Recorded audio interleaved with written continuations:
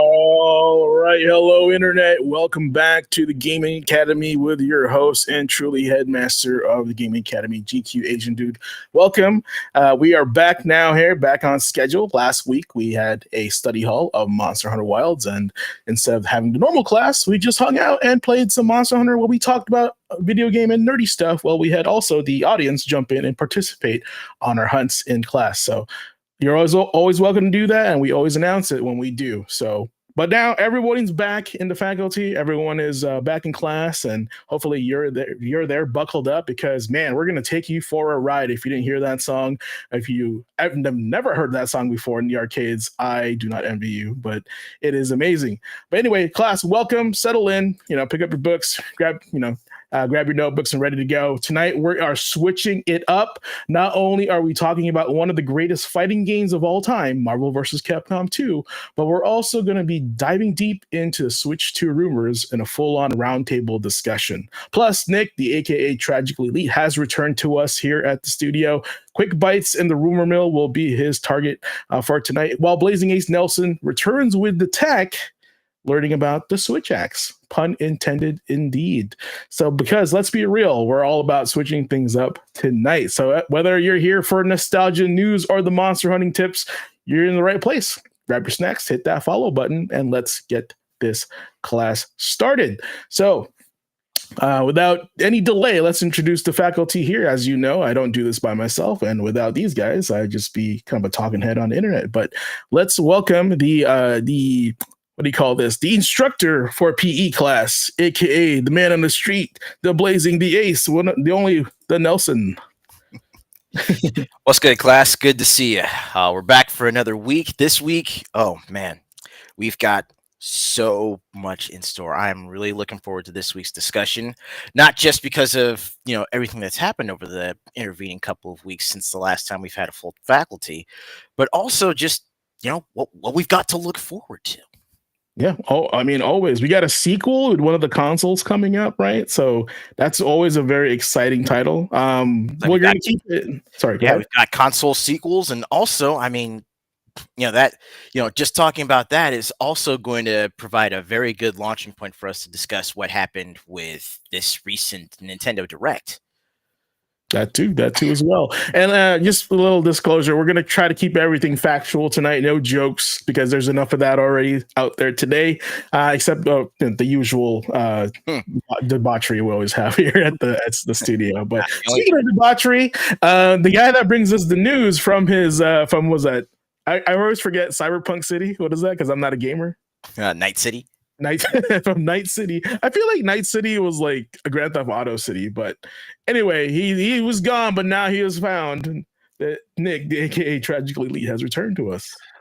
Man, talking about Switch. I didn't realize we had so many Switch things, and then you threw me in the Night City thing. That's one of my favorite video game cities. So right, nailed it. You nailed it tonight, man. Oh, welcome back, man. We missed you last week, but we made it. We made it. Yeah. Yeah, since I missed it and I wasn't able to be online because the internet where I was not great. How did everything go with the gameplay with Hunter and running around with everyone? Pretty chill. I think we had a couple people join the hunts, actually. We had Shinonami and also Sonoris, right? We had a lot of S's join us. And it was great. I learned a lot. And it was actually, that's wicked, man. Sorry I missed it, but I'm sure we'll do another session. Hopefully something I can jump on as well. Yeah, no, for real. No, I'm totally down with that as well. And if you also want to, if I'm not here sometimes, you guys are more than welcome to do a study hall without me as well. So that's pretty cool. Lots on the agenda tonight. I saw the syllabus for this evening. Of course, we're also, we're going to play a little bit of catch up, but also kind of get straight into it. So why don't we just get started on that, guys? You guys good with that? Yeah, let's go. All right. So unfortunately, guys, there's no check this out this week. I'll be back next week. We got some other stuff lined up for you, but let's just get going with, of course, you're probably why 90% of you guys are here for this week in gaming history. Oh, that's the 8-bit version. Yeah. All right. We'll update that a little bit. No, gaming history. Yeah, that's history. That's the past. Now this is the present.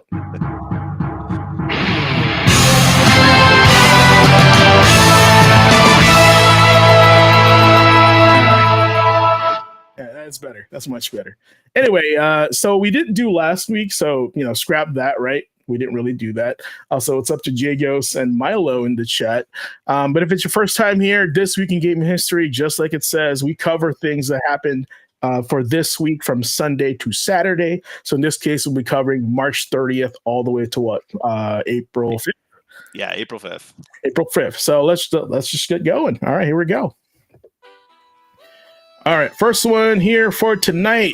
Of course, on the 30th, Marvel vs. Capcom 2 came out on the Dreamcast in the year 2000. That was like the mark of the millennium. Wait, that's a different game. But same company.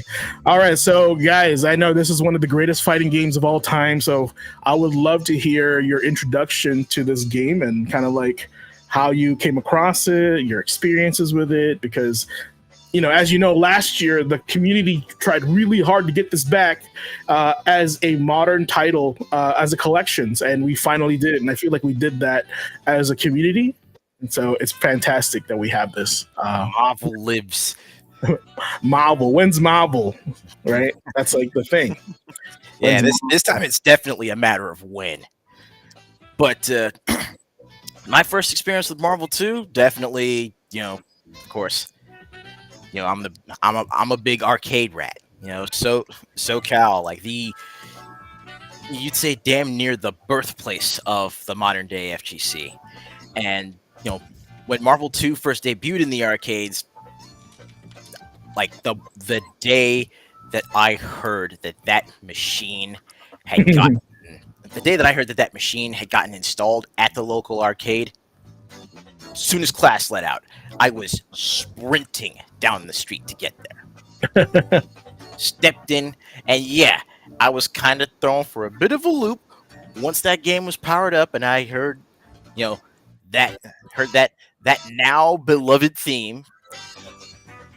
But I'd have to say my most abiding memories with Marvel vs. Capcom 2, outside of the arcade pitch perfect port on the Dreamcast, were actually the days where I would be in the arcade, just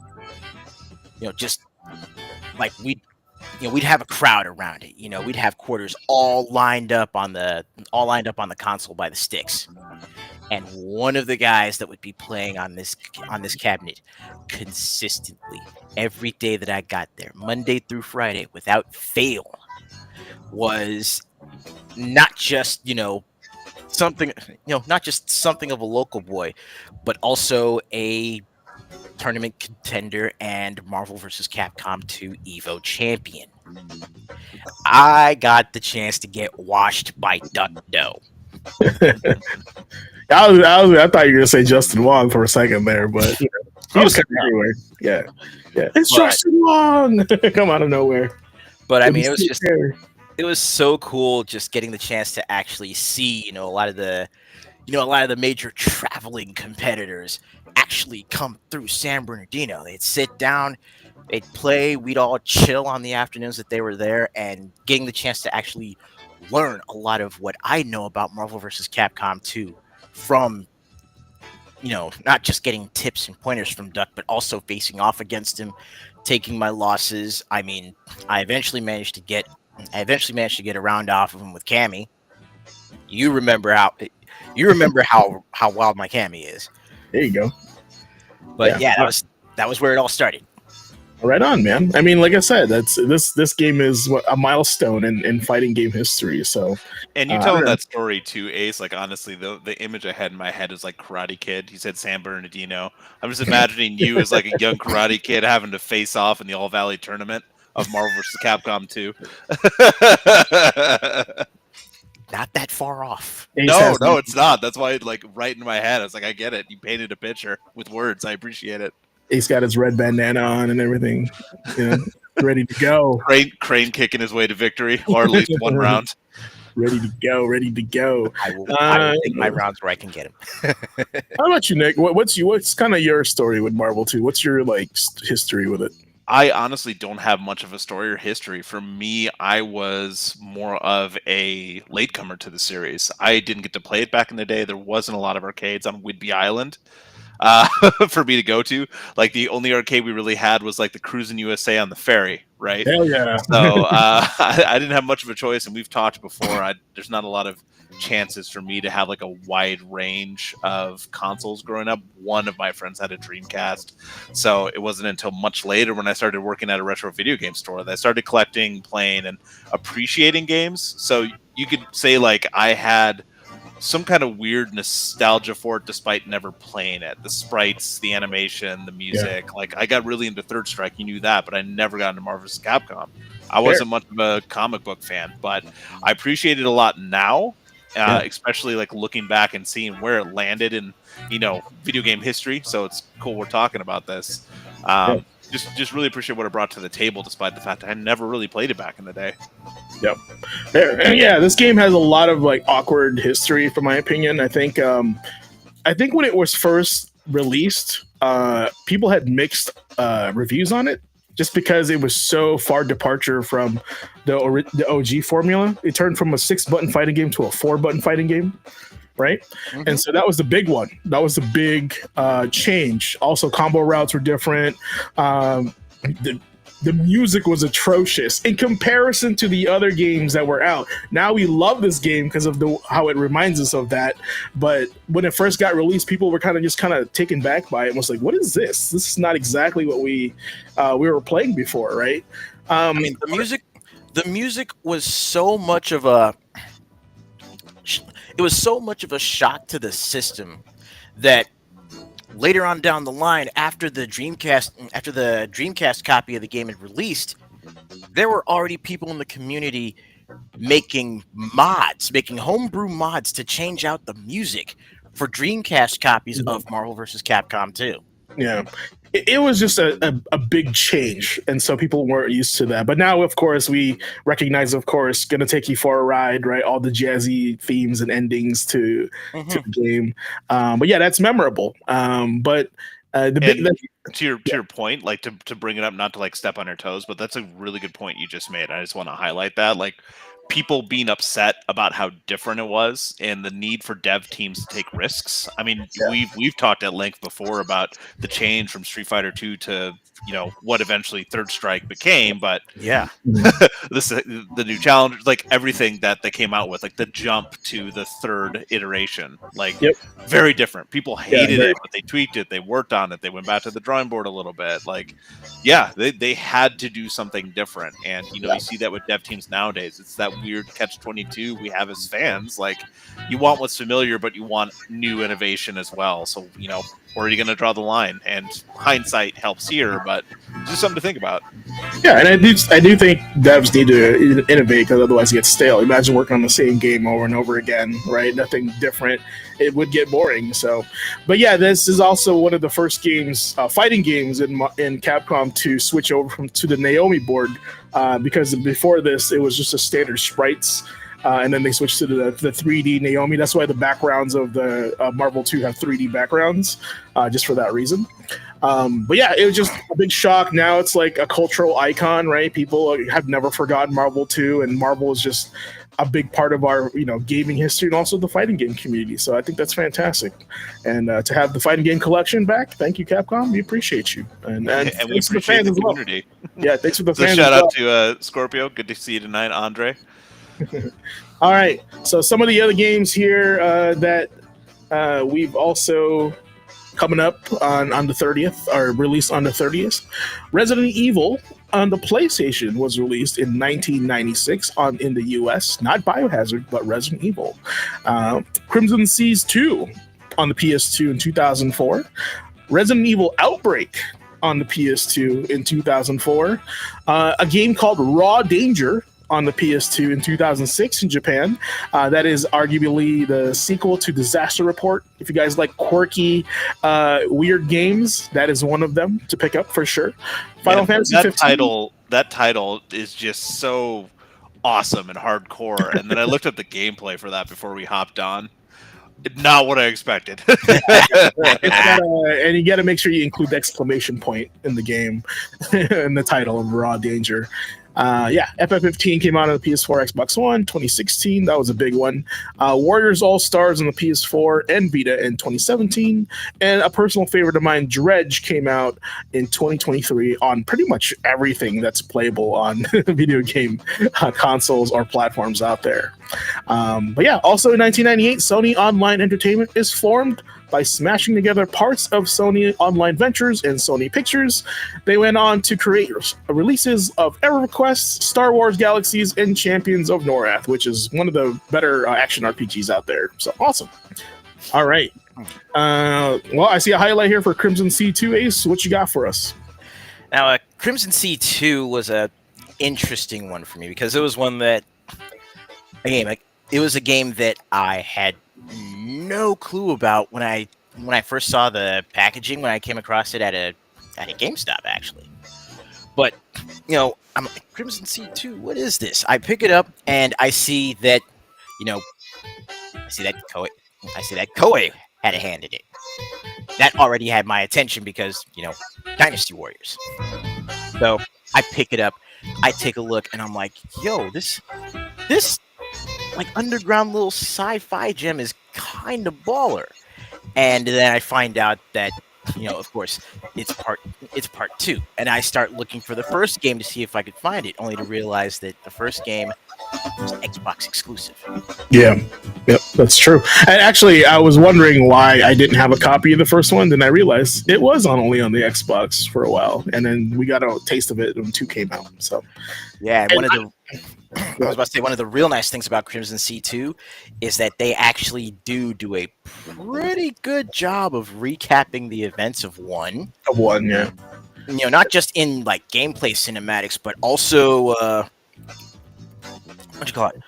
Also, with like encyclopedia logs in the game. So, when you like meet up with certain characters, you get new entries, and you actually get to view, cutscenes from the previous game, showcasing their like major events and how they impact show and how they impact this new adventure that he's going on. Just so few games that do that too. Like I remember when I booted up Yakuza 3 for the first time, and they had the backstory for the game, and I'm like, oh cool, I'll just like get caught up with everything. It was like a movie, dude. It was like 8 hours of like every cinematic. It wasn't just like a breakdown synopsis. They put the entire cinematic like universe basically ahead of it. I never thought it would end. Attention to detail, that's great. And here's the thing too, I feel like Guilty Gear did the newer Guilty Gear titles did that really well, but I am personally guilty of not watching the story mode of Guilty Gear, but they did that for us. Like, if you want to know the story and lore of Guilty Gear, they made a whole cinematic story mode. That's like a what is this, a novel, right? Like a visual novel in the game built in. So it makes more sense than just playing arcade mode over and over again. So I think that's that extra love and care that devs do for us that some people don't appreciate, right? So but they do that just for for the sakes of it. So love that. I wanted to talk about Resident Evil Outbreak, but we're gonna put that later on the show. But real quick thing about Dredge. Guys, I know Andre said you've heard of Dredge. Dredge was like a silent release for me. Like, I didn't know too much about it. I saw a little tugboat on the screen, right? And as I was playing this game, like as I saw gameplay for this game, it ended up being like a fishing / puzzle simulator, right? Just like what's on the screen over here.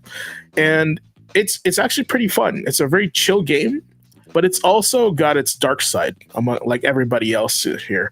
The narrative to this game is very interesting. It's almost like The Old Man and the Sea mixed with what do you call, like Bloodborne. So you would never guess from a game called Dredge, right? But I think the more I played it, the more I was compelled to play more. It was like reading a slow reading book. It's really interesting because everything about the game is mysterious. You're like, this fishmonger guy. I was like, you're sus. Yeah. And then the other guy I talked to, you're sus too. I don't sus. Everything in this game is sus. And as I played it, the more I was like, I want to know more. I want to know more. So I think they did a really good job. It's the Team 13, the guys that did Worms, which is very interesting. They just did a very good job of captivating me to keep playing this game. And it's just a very simple, basic game. So you're a fisherman simulator with a little bit of like exploration and narration and storytelling, which is pretty cool. Right. And Nick, I don't know, did you have any footage for Raw Danger by any chance? I can pull it up because I saw it earlier. It's in my history. Oh, it's all good. It's all good. I don't even know like how to explain. Like it's not the most exciting thing to watch. All good. So if you guys have played Disaster Report, and Disaster Report 4 did come out on the PlayStation 4, it's just about like the series of events that are happening in the city and how like you have to rescue and kind of like survive through like a disaster. In Disaster Report 4, it was like an earthquake. I think it was similar to this one as well. And then there's just like there's so much drama happening in this city to this normal guy. And Raw Danger was just a sequel to the first Disaster Report game in Japan. And I was wondering if they renamed it to Raw Danger in the US. Is that accurate, or was it just Raw Danger Part 2? Or I think that's right. That was just the US version. Yeah, I think it is a US version because they still started changing their names for the Western releases. Oh yeah, no, I'm not even going to try to go through the Japanese name either. But apparently, guys, this game is really popular in Japan. They created 4 of them. Action adventure survival game for the PS2. Yeah, so it's quite interesting. If you want to play something quirky, something different, definitely Disaster Report series is pretty interesting. And keep in mind it is dated, so you're gonna be probably frustrated with the very simplistic features and quality of life. Like you're gonna be like, "Where's my radar?" or something like that. It's gonna be like, "No, we don't have that here, dog." Figure it out. This is old school. Hey, according to like Google users, 96% of people liked this video game. That's what I'm saying. It's weird. It's oddly entertaining for what it is, right? It almost reminds me of like a 3D version of those point-to-click games, right? So it's like that. It's like in back then modern form. Anyway, moving on to the next one. We got plenty more to go here. All right, celebrating the next day, 3/31 in 1998, the legendary StarCraft on PC came out, guys. So this is actually one of the 3 collector boxes you're able to buy. Guess what the other 2 ones look like? It's either the other faces. Yeah, exactly. So you get to pick which one was your favorite, and you bought that box, right? And if you're rich, you bought all 3. So that's usually how it works. But yeah, I would say the RTS of like the millennium. This thing is like still inspired by so many other RTSs that are unfortunately not released anymore. I think it's a dead genre in my opinion. According to Microsoft, it is. It is. Yeah, well, according to like, there's been a lot of people Microsoft side that I've heard who like the lack of money put into the RTS genre is because they view it as a dead genre, I guess I'd say is a way to say it. I think it's the lack of innovation with it. That being said, I know that I would play a new StarCraft. I would play a new Warcraft. I think there's still plenty of an appetite for it, but it's the lack of innovation. There's been plenty of like 4X games that have come out that I've played that I've enjoyed, like Age of Wonders 4, pretty solid. Civ 7's having some issues right now, but you and I played 6. Like there's still very much like nearby style games that I think there'd be an appetite, but it's big name. Like you put a StarCraft 3 out or Warcraft 4 out, and I believe it will sell. It's just a matter of how much money do you have to put down as a company to get that dev'd out. And they might just be seeing that as a bottom line thing. It might not make the money it needs to bring out this kind of title. They need, not GTA 6 money, but they need like Monster Hunter Wilds money to afford building a game like this, and there's not that much of a market for it as much as I love it.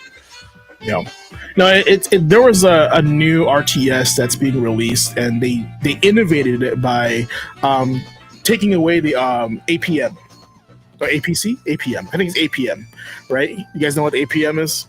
actions per minute. Yeah, actions per minute, right? Yeah. Because that's how you gauge your efficiency in these type of games, right?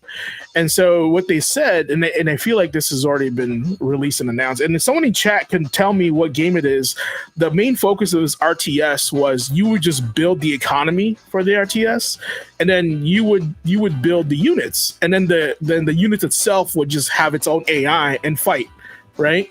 And the way this would be like strategic is that you would counter whatever they would be making. So if someone made infantry, you'd make tanks. When they start making tanks, you make helicopters, right? You make helicopters, you make infantry with bazookas.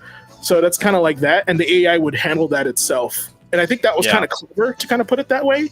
It definitely reduces the APM, but also it changes the mental stack of what you have to think of in playing an RTS. Yeah, there's certainly a reason I played it, and part of it was that base building and time management kind of thing. I play those kind of games on their own. I play time management games, so there's like, eventually that came out. So RTS was a root of a lot of different games I played. And Jagos in the comments were talking about how Blizzard isn't quite the StarCraft guys they were, for sure. I mean, that's been a conversation for a while, that Blizzard's not the Blizzard we know, and all this stuff. But there's rumors flying around right now that Blizzard's shopping it around to different teams, different dev teams, to take that IP and make a different kind of game. I heard there was like NetEase and NCSoft are approaching them potentially. Not to say it's going to make an RTS or anything like that, but there is an appetite, and there's plenty of companies that want to give it a shot. Whether or not it will be an RTS, whether or not it will be Blizzard themselves, remains to be seen. But it's just to say, like, there's options out there. Why can't we have a new one? Speaking of like, StarCraft. Aside from talking about its future, what's your guys' history with the game? Bro, with StarCraft, kind of limited, largely because I played Warcraft. Like, I was all about Warcraft 1 through 3. Like that was my jam. But when I saw StarCraft come out, and I got the chance to sit down and watch one of my friends play it, just to kind of get a feel for it, see what was going on. I got interested in it, and I forget what happened, but I eventually just hit that point where I just wasn't able to play it. I think that was probably after I moved, so I just wasn't living near any of my friends that actually had StarCraft anymore. So I just kind of moved on from it. But I did keep an eye on StarCraft and StarCraft 2. But Ace, you can compete free over the internet, according to this. I played a lot of StarCraft. I know, like Jago said, it's his jam. It was pretty much one of the games that got me into PC gaming in the first place. Like, one of my first PCs in our household. This really got me into gaming as a whole, was just because of StarCraft. So my love of Red Alert 2 and StarCraft, and then eventually Warcraft 3, and I played some Warcraft 2.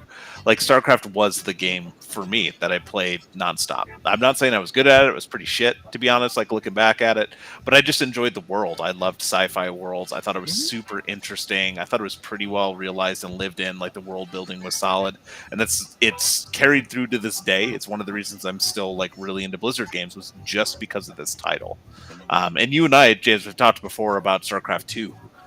How good it is, and it's just not a lot of people played it as well. This game, it was my jam. Absolutely, I loved it. Yeah, I mean, it's kind of the same with me. I one of the few that I know among my gaming circle, right, has played Warcraft 1. Enjoyed it, even though it was a very slow paced RTS game. When Warcraft 2 came out, game changer. It was amazing, right? It was like playing from Street Fighter 1 to Street Fighter 2. That's kind of the best description I can have for my FGC heads in here. StarCraft, I think, really, really tightened up everything Warcraft 2 couldn't do, right? And it added a third faction, right? Because it had orcs and humans. Now this one you're doing 3, which is super cool. And each one's really fleshed out too. Correct. Yeah, absolutely. That's the best part, is oh, you don't like that style? Try this other race, right? And then you're oh, okay, this is more my speed. It's super cool. And the fact that this, to me, StarCraft is the Street Fighter 2 of RTS, where everybody else copies Street Fighter to make their own game. and StarCraft is that game for the RTS world. I want to fast forward a little bit to StarCraft 2 because I was like, what, 10, 15 years late in playing StarCraft 2, like I told you guys. Played it last summer, and I couldn't put it down. And I was just playing single player. The amount of effort of the narrative and like the gameplay and how like tight the game felt and like just overall the experience with the game, it was probably one of the last like single player purchases where I wasn't compelled to buy DLC or wait for a season pass. I felt like I was playing a completed game, right, for what I got. Keep in mind, I bought the battle chest, so I had to like buy the expansions as well. Oh yeah. The thing that got me, that really got me to like, wow, this is actually they put a lot of thought in this game. Not only like you said, Nick, back then there were 3 fleshed out, character races that you can pick from, units, and they can select. The expansions itself focused on those differences in the story mode. So, I was thinking it was like going to be like Brood War, where it was like just more units, right? But kind of like an extension to the story. Not only was it an extension to the story, the gameplay mechanics of the story mode emphasized on the expansion itself of the Zerg. So the Zerg, like the story mode was like Zerg, and so all the way like they like carried on until like the pacing and the game mechanics really introduced you to how different the Zerg was to the Marines. And the same thing happened to the Protoss too. And so I felt like I was literally playing 3 different games because of the high emphasis on the differences of this game. But at the same time, I was getting more value from the same game that I got.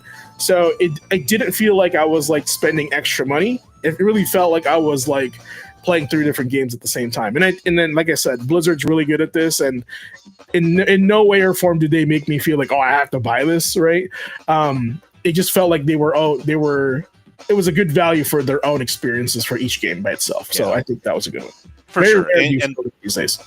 That's steep to every aspect of the game, and that's why, to me, at least StarCraft 2 or StarCraft, and by extension StarCraft 2 is so like iconic, is because all of the units were so unique. Obviously there's going to be counters for them and resource management around it, but there was just something about like the lines that they had became memorable. I remember some of my first ringtones was trying to get the sound files on my little flip phone just so I could hear like, Battle Cruiser operational, just somewhere in the back of my head kind of thing. It still like sets off those little fireworks. Like, yeah, it still stays with me this day. But I mean, we could talk about that nonstop. we can move on. We have a StarCraft episode for sure. All right, other games that came out that day: Double Dragon for the Neo Geo in 1995. I'm assuming that's the fighting game version. Doom 64 on the N64 in 1997. Ian Livingstone's Death Trap Dungeon on the PlayStation in 1998. Saga Frontier on the PlayStation in 1998. The House of the Dead for the Saturn in 1998. 1998 was poppin', baby. Axiom Verge on the PS4 in 2015. Hyper Light Drifter on the Mac, PC, and Linux in 2016. Quantum Break on the Xbox One in 2016 in Japan. Star Ocean Integrity and Faithlessness on the PS4 on 2016 in Japan. And Persona 5 Royal came out on the PS4 in 2020. So, yeah, a lot of good stuff on there. All right, Ace, I see a Double Dragon here for you. What do you got? Yeah, the Double Dragon fighting game on the Neo Geo. Firstly, this one was actually based. This one was actually based loosely on the movie that came out back in '95. With hell yeah, with Robert Patrick. Let's see, with Robert Patrick, Scott Wolf, Mark Dacascos, and Alyssa Milano. Hey, I feel old. Right? And just as a side note, so glad to see Mark Dacascos still at it. He was amazing in John Wick 3. Isn't he like Iron Chef headmaster? Mm-hmm. He did everything, man. Right? But yeah, the Double Dragon fighting game was a really interesting game because, if you're coming off of playing something like Double Dragon 5, The Shadow Falls on like the Super NES or Sega Genesis, it's still that sort of cartoony, kind of Street Fighter 2-ish game. But then, of course, you hop on the Neo Geo, and Neo Geo fighting games have their own entirely different flavor compared to their Capcom counterparts. And you see like the different characters that are featured in this game. You've got the boys, you've got Billy and Jimmy, you've got Marion as an actually selectable fighter. Let's see, Chung Fu, Obobo, Burnov, some classic Double Dragon characters.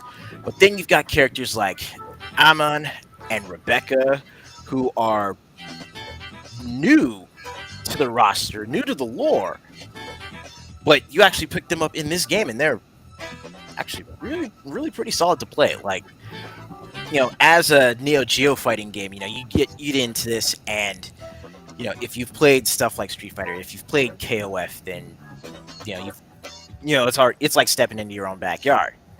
But the unique mechanic with Double Dragon is that your character's super gauges are tied to your health. The more health you have, the longer it takes for you to build up your supers before you can pull them off. That's a little balance mechanic there.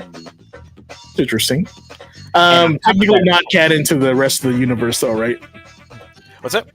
This is specifically for the movie. It's like non-canon to the rest of the Double Dragon universe. Specific to the movie. Okay. But also, one thing that was in the movies was how, in the movies and also in the cartoon, was how Billy and Jimmy actually transformed into these like superhero forms when they were fighting. And you can do that in this game as well. And changing into those different forms literally gives Billy and Jimmy like brand new movesets. All right, they're installed. You got installs, huh? Yep. I'm the main man. Let's go. Love it. Yeah. What? Also, I don't know, chat. I don't know if you've noticed this, but there's no consistency between the way Jimmy and Billy looks like in every Double Dragon game. Sometimes Billy is blonde. Sometimes Jimmy is blonde. So it's kind of funny, actually. It's more of a mantle. The mantle of Billy. It's more of a mantle. All right, what do I got here? So I got Ian Livingston's Death Trap Dungeon. Do you guys remember Death Trap Dungeon, kids? Probably not. No. Well, it was like, I would say an action RPG back with like Tomb Raider. Just like as you see in the screen here, it's rough. It's not great. If Tomb Raider had baby with nightmare creatures, right? Yeah. Trap Dungeon. I think not so much on like this game. This game's pretty generic in my opinion, but the way it was marketed was very interesting. I don't know if you guys remember this ad or not. I know we're not doing Yo Check This Out, but this was actually the ad for Death Trap Dungeon, and this was a 2-page spread. I remember the ad. Right? There's only one thing more torturous than playing Death Trap Dungeon, which is like a kind of a burn, isn't it? Like, this game sucks. Yeah, it's a self-burn. You don't see that really often. Yeah, but also you can clearly tell this ad was made for like teens, right? And also it's mature, 17 and up, right? But yeah, this is the other portion of that ad as well, right? Is not playing it. Actually, playing it's pretty bad as well. So, yeah, Eidos, remember those guys? So, you've been warned. Smoking Scorpio remembers. Yeah, somehow, some way, whenever we bring up stuff in gaming history, it always ties into later things in the news. Let's keep going. Yeah. All right, moving on. But yeah, that's a good part of gaming history right there. All right, 4/1 April Fools, guys. This is real. This is a fact. Mortal Kombat 3 came out on the arcade in 1993. And can anybody in chat tell me what their motto was that's always displayed in Mortal Kombat 3 machine? We're going real back here. You're gonna have to dig into your memories here without cheating. This statement was always presented to you on the demo reel of the game. As you guys are figuring that out, I would say my first experience with MK3 was at a bowling alley in Chicago, where I just heard this machine super loud, like finish him, and then the really bassy music and like Liu Kang dying and stuff like that. Like that stuff like that. I was that? I look over there. It's an MK3 machine, and I walk over and I'm like, oh wow, this is clean. What I did notice that was different is they were running. And they also had really, really strange combos that I've never seen before that really copied Killer Instinct. So I was quite shocked and amused, and I did not go bowling that night. I just played Mortal Kombat 3. So that was my experience with MK3. What about you guys? For me, MK3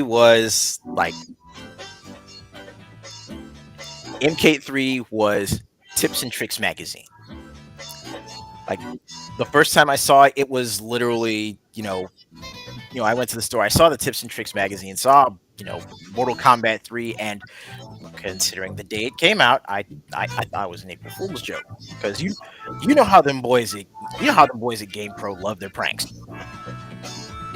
But I actually started reading through it, and I was like, okay, this actually, again, this looks kind of clean. You see Liu Kang made a comeback. Sub-Zero's looking different, so I'm definitely intrigued about what's going on here. Didn't see Scorpion on the roster at all. Mm-hmm. That was a big one. But saw them three, them two cyborg ninjas, Cyrax and Sector, and then spoilers. And then I go to the bowling alley. Oh, bowling alley. Because I go to the bowling alley that day after school, and no, it wasn't the bowling alley. It was the pizza place right by the bowling alley. But I go to Maxwell Street Pizza, and I see the Mortal Kombat 3 machine there where Mortal Kombat 2 used to be. And I'm just floored. I run up.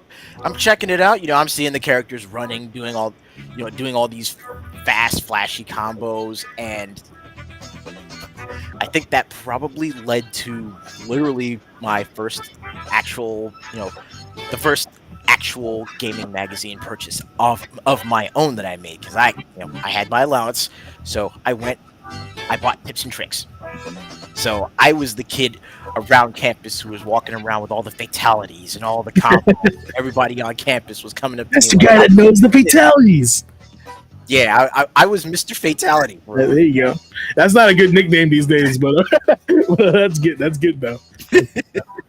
But isn't that wild, chat, to be considered like you're that guy that did the fatality and knows the secret moves in the arcade? It's stuff you'd never hear these days. It's kind of crazy. What about you, Nick? You got any experience with MK3? No, not really. I mean, in my bowling alley back when I still lived near Chicago was. We had an MK2 machine at the bowling alley. So after Little League, we go there, and I was part of my brother and I were in a bowling league as well. We're just sports.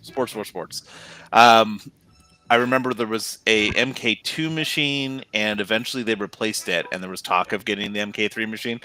Instead, we got a Neo Geo, one of the system selects, and I remember playing Sam Show a bunch. So that's just what I played. So that and Baseball Stars, I think. Yeah, Baseball Stars. Yeah. So that's all I played. I didn't get a chance to play 3. Really, I remember when the game came out on SNES, and I played at a friend's house. Yeah. But that was about it. I didn't have a lot of history with it.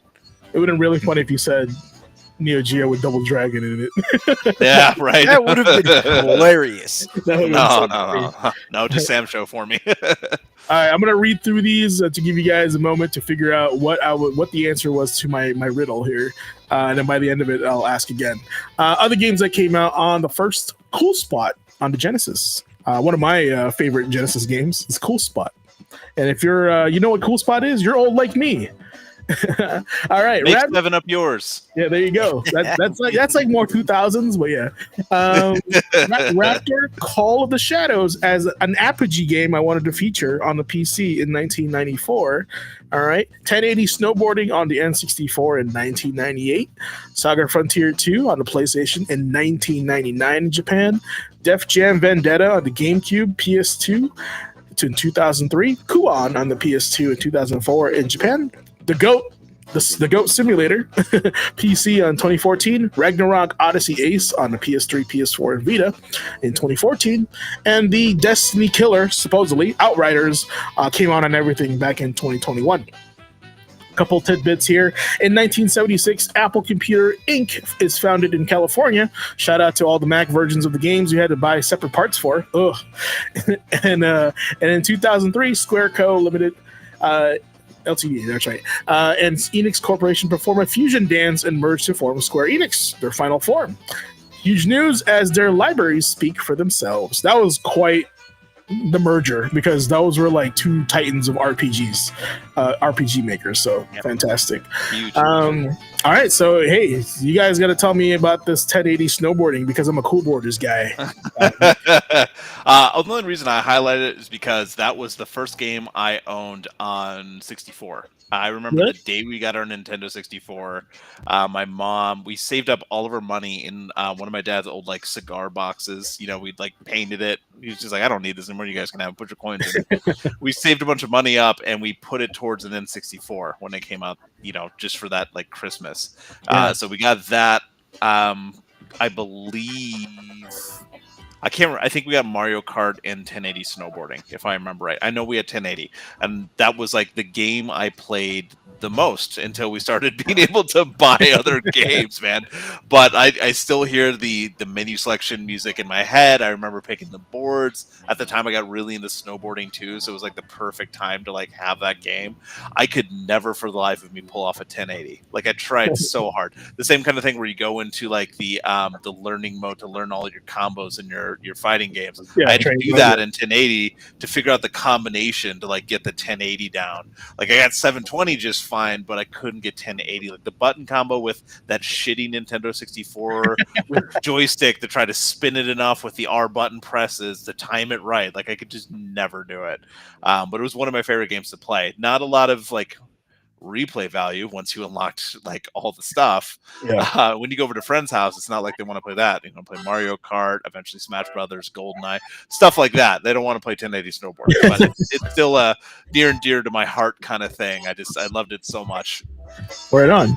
Yeah, for me, it was actually a lot of my friends when they bought their 64 because I was holding off on getting a PlayStation because I was a Nintendo fan. So I was like, oh, I'll wait till the N64 comes out. All my friends, for some reason, just bought Snowboard Kids. And I was like, why is everybody buying this game? Isn't that good? Because I guess I remember thinking that in my head back in the day. But yeah, 1080 was like the, like Deep Impact and what is that other one? Armageddon, right? 1080 was the Deep Impact to Cool Borders. Cool Borders Armageddon, right? So that's kind of how it was. Two giant post-apocalyptic games side by side. Correct. Ending the game industry. Speaking of game ending the industry, Def Jam Vendetta, man. I love this game. Ace, so what do you got for us though? Yeah, Now, Def Jam Vendetta was my introduction to the EA Sports big lineup of games. Before, NBA Street came out, but like this one is one is actually one that my brother picked up. And, I come in, I head over to visit him. I come in, I sit down, and I see him playing this game, and I'm like, what's going on here? What is this? And then I kind of, look back up at the screen as my brother's like, hey, check this out. He points to the screen. I look up and I'm like, why is DMX in a video game? I'm pretty sure I've said the same thing when I was fighting that mid boss.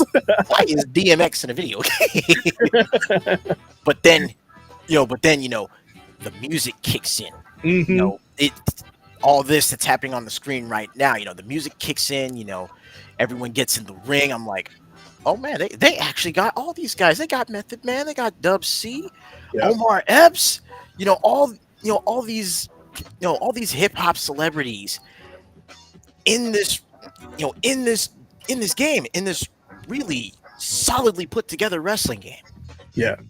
And that's, I think a lot of people don't understand. It's actually like an Aki wrestling game, right? Like with the characters, because one of my played any of those wrestling games like immediately recognized the like jank feel to it a little bit. You're like, I recognize this. Yeah, because that was like WrestleMania 2000, I think, on the 64 was like the last Aki game to come out on the N64.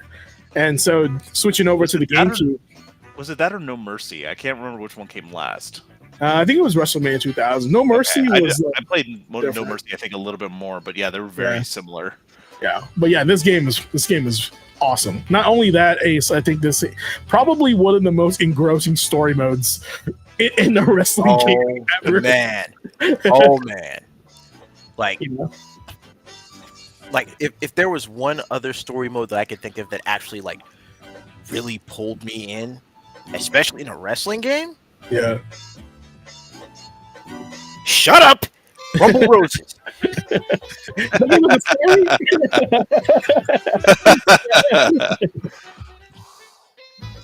That needs to be made as well.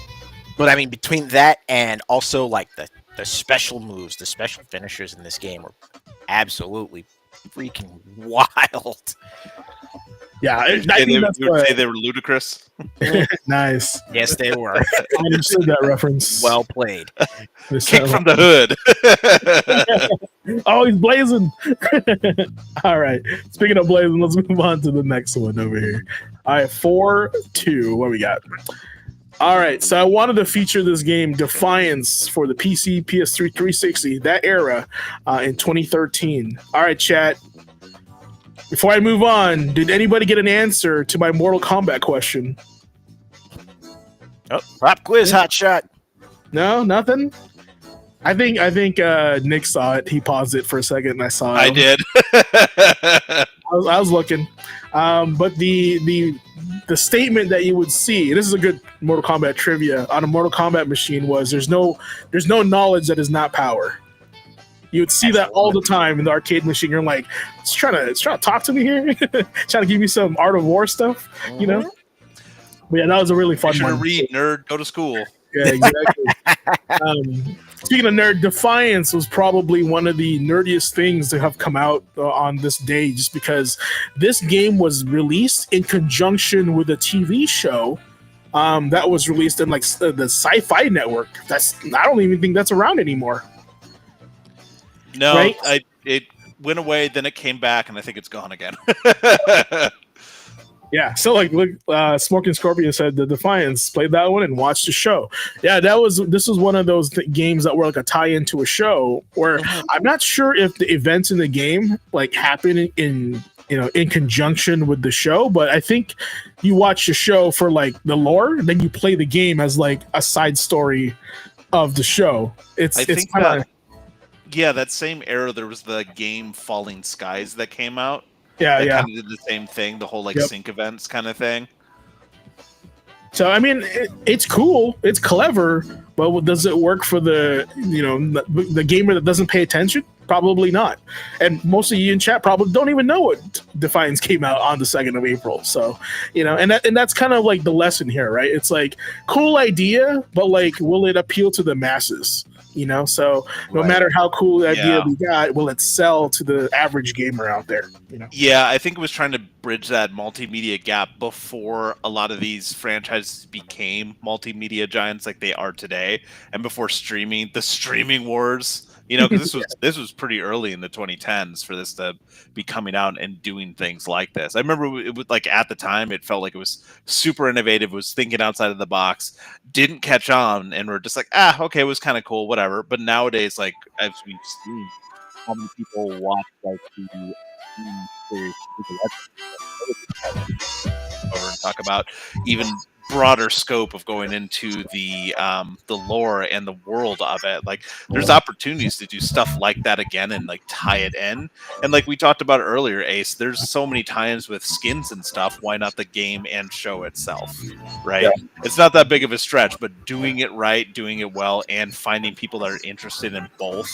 Because for me especially, like I go between like, oh, I'm in a mood to play some games right now, and then I'm in a mood to like catch up on a bunch of shows. It's hard to like keep up with both, right? And there's already a problem for devs trying to like monopolize or figure out how to like get more. Oh my god, it's skill tree though. Games. Yeah. Here's the thing. It's like honestly, I love this kind of stuff. Like the ideas are cool, right? But this to me, this came out at the wrong time. Just like that survival game I was talking about, the hunting one. where you're Evolve, just like Evolve. It came out in the wrong time. I feel like if this game came out now, it would be done a little bit better, and it would be more, what was the word? Lack of a better term, acceptable. To be like, oh, there's a show, and then we have a game we can play with it too, right? Now, sometimes a game can be limited to a mobile game, unfortunately, right? But I feel like it's more acceptable now than ever before to have crossovers from medias. So, and if there's one thing we can say about the downside of ballooning development costs and the need to spend so much on marketing, is that so many of these dev teams now have a competent marketing department. It'd be a lot easier to sell this to people, or at least we'd have more competent people behind it, trying to get that message out there or make this a thing. So the industry's grown a lot since then, for better or worse, right? Yeah. So interesting thought. Honestly, the way I'm looking at this right now, and I'm like, this looks like Crysis and The Division combined. I mean, they could have easily, think of it that way. We were talking before about Division. They could have done a Division TV show. The story was interesting enough with that world. You could easily do a crossover, talk about survivors in a tournament that happened in the game, and then talk about it like the characters in the game go into the TV show kind of thing. Yeah. Obviously not with our gamer tags, but yeah, put it on streamer mode. All right, other games that came out on the 2nd.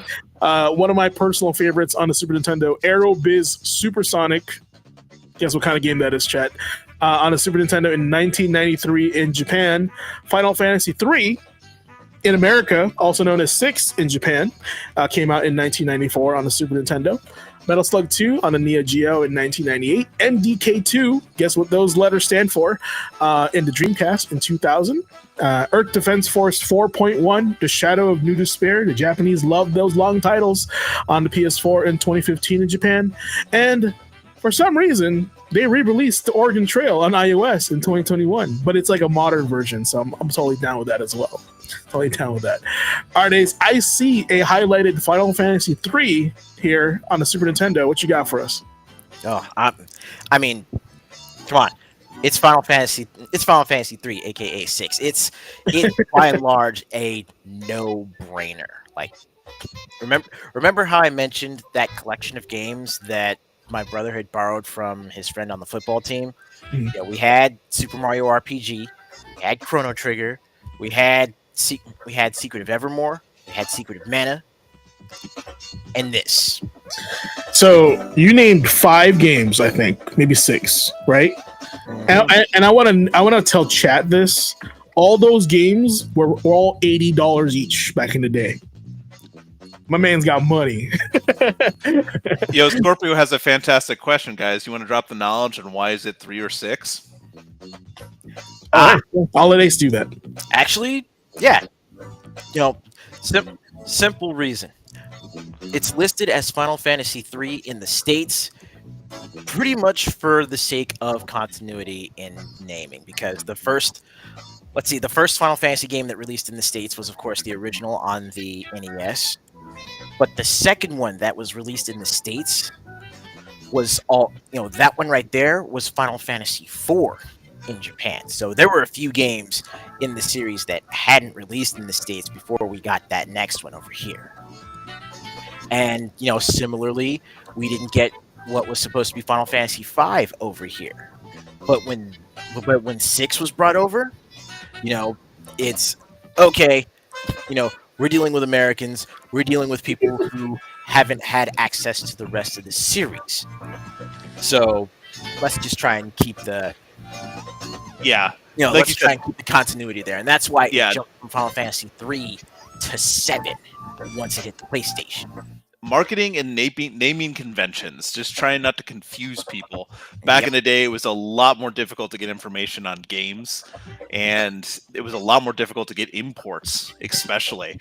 They didn't know if Final Fantasy would do that well in the US, to be honest, right? So when they were bringing those games over, they weren't 100%. They started to see some dollar signs and some success, so they brought some more titles over. And for a lot of people who are long-term fans of the series, and I found this out after the fact because I didn't get to play these games when they first came came out. But when you talk to people about their favorite games in the series, it generally comes up that it's like 6, 7, and then a mix of other ones. But those ones are usually listed at the top. So this was a great one to bring over. They knew it was a solid title. It just happened to be the third one in the U.S. So localization being what it was back in the day, that's Yep. just what we got. Yep, that was a big thing back then, guys. So if you're like watching an anime back in the day was a struggle. It was totally different when it got overseas. So you guys have it good with Crunchyroll. Yeah. Man, back It then was we had to like years bootleg our before we stuff. saw Yeah. anything. Yeah, Years. what's a voice actor in America for anime? That wasn't a thing back then. You know, we had sub like fan dubs is what we called them, where fans would actually dub the anime in English for us if you didn't want to watch it in subtitles. Right. Yeah. Now this Final Fantasy 3/6 was probably the most epic Final Fantasy of that era. You know, like it was a big game. As soon as you thought you were done with the game, no, the world changed, and then you played again. So it was amazing from my experience. So good stuff. Hopefully it does get a remake someday. It's going to be a very, very big game in my opinion if it does get a remake. So super cool. I mean, the Pixel remaster was already doing some pretty solid numbers when it released a while back. See that? All right, next one, 4-3. This is like Ace's Day. What's going on here?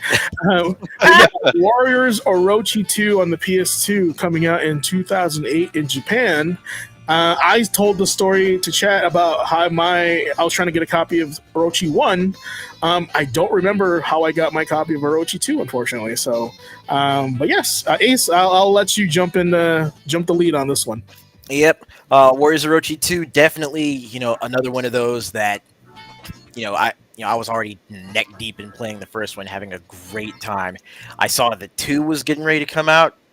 I had to import it. There was a foregone conclusion. So imported it, and it very much felt like a sort of Extreme Legends expansion for the first Warriors Orochi game. But it told the continuing story of how heroes from both the Three Kingdoms and Sengoku era were just stuck in this mashed together dimension. And Orochi was going around doing his thing, looking for the strongest warriors to see who could face him. But this one also introduced a few additional original characters that weren't involved in the first one. Like I think Benkei was involved, but it was definitely Yoshitsune Minamoto was one of the new characters added, and he was so broken. as they normally are when they're added to a game like this. Yeah. Awesome. Yeah, I don't remember too much about it, but I know this series is definitely like the celebration of both Samurai Warriors and Dynasty Warriors games. Arguably one of the last PlayStation 2 games to be released, right? Because this was nearing the tail end of the PS2's lifespan. Yeah. And Koei Tecmo did a good job of like squeezing every bit of graphical power out of the PS2 to make this game work. So I'm very proud of this game for sure. Let's pull up some gameplay here while I read off the other ones. All right, some other games that came out on this day. Ultima, The False Prophet on the Super Nintendo back in 1992 in Japan. The Breath of Fire on the Super Nintendo in 1993 in Japan. The Simpsons Wrestling on the PlayStation in 2001. And a little gem called Battle Block Theater on the 360 in 2013. I wonder what Behemoth is up to these days.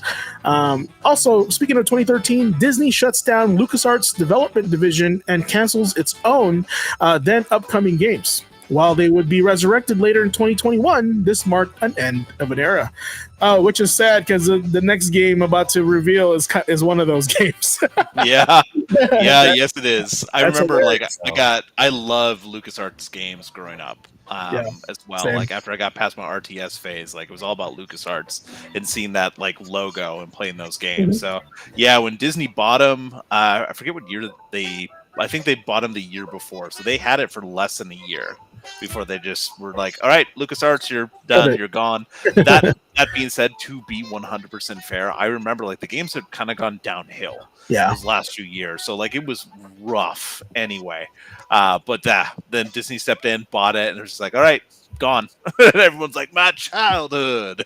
Yeah, unfortunately, like unfortunately and fortunately, one of my most cherished games on LucasArts was The Dig on PC.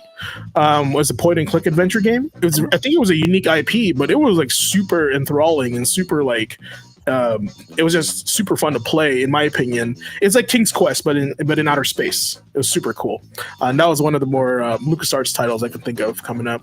Speaking of LucasArts titles, we'll move on to the next one. Oh, Jedi Power Battles came out in April 4, 2000 on the PlayStation. If you like beat 'em ups, this was the beat 'em up at the time. And the fact that this game is coming back. Yeah, it's not dead yet. But yeah, man, this was the game to play because episode 1 had come out and all you want to do was like destroy droids, right? That's exactly what you wanted to do. And I love me some beat 'em ups, and this was like the game. There were not a lot of Star Wars or Jedi beat 'em ups at the time. Also, this is probably one of the first ones. I got my copy at Toys R Us for $39.99. I remember because I had two $20 bills, and I gave them to my mom, and I was like, "This is the game I want."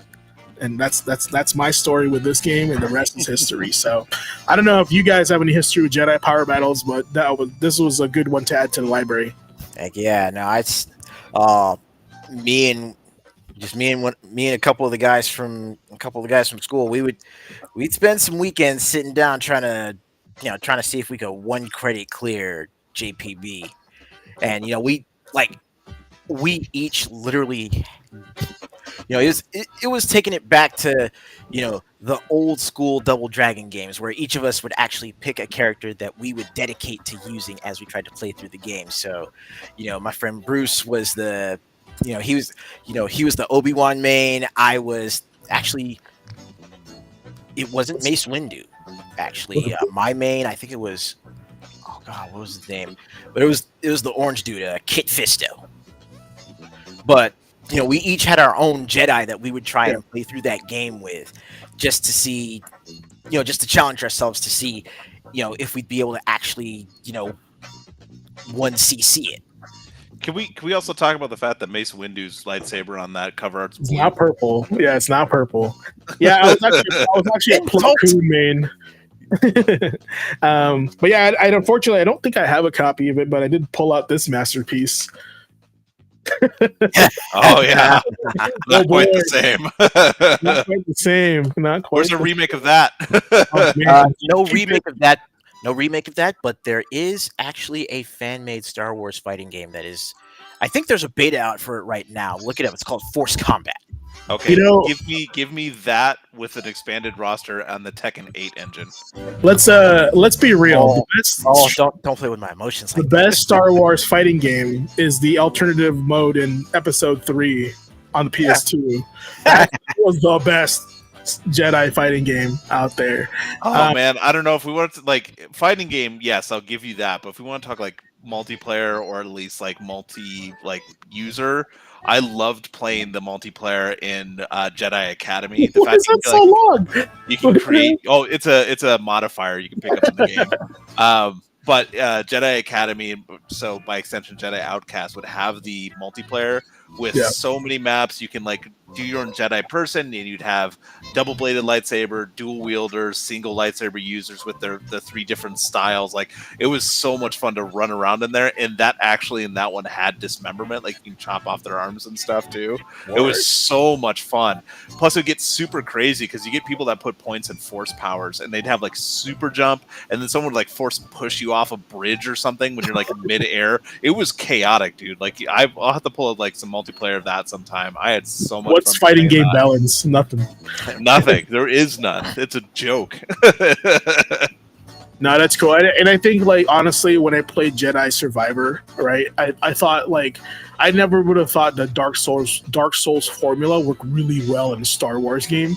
And so that was, like, my eyes really opened up to that. Like, man, this is actually pretty cool that combining Dark Souls with Jedi, like Star Wars, like the Jedi, at least portion of it, it made a lot of sense. Because it's very like tactical, right? Otherwise, like one hit would kill you. Like it reminded me of this game, honestly. Here we go.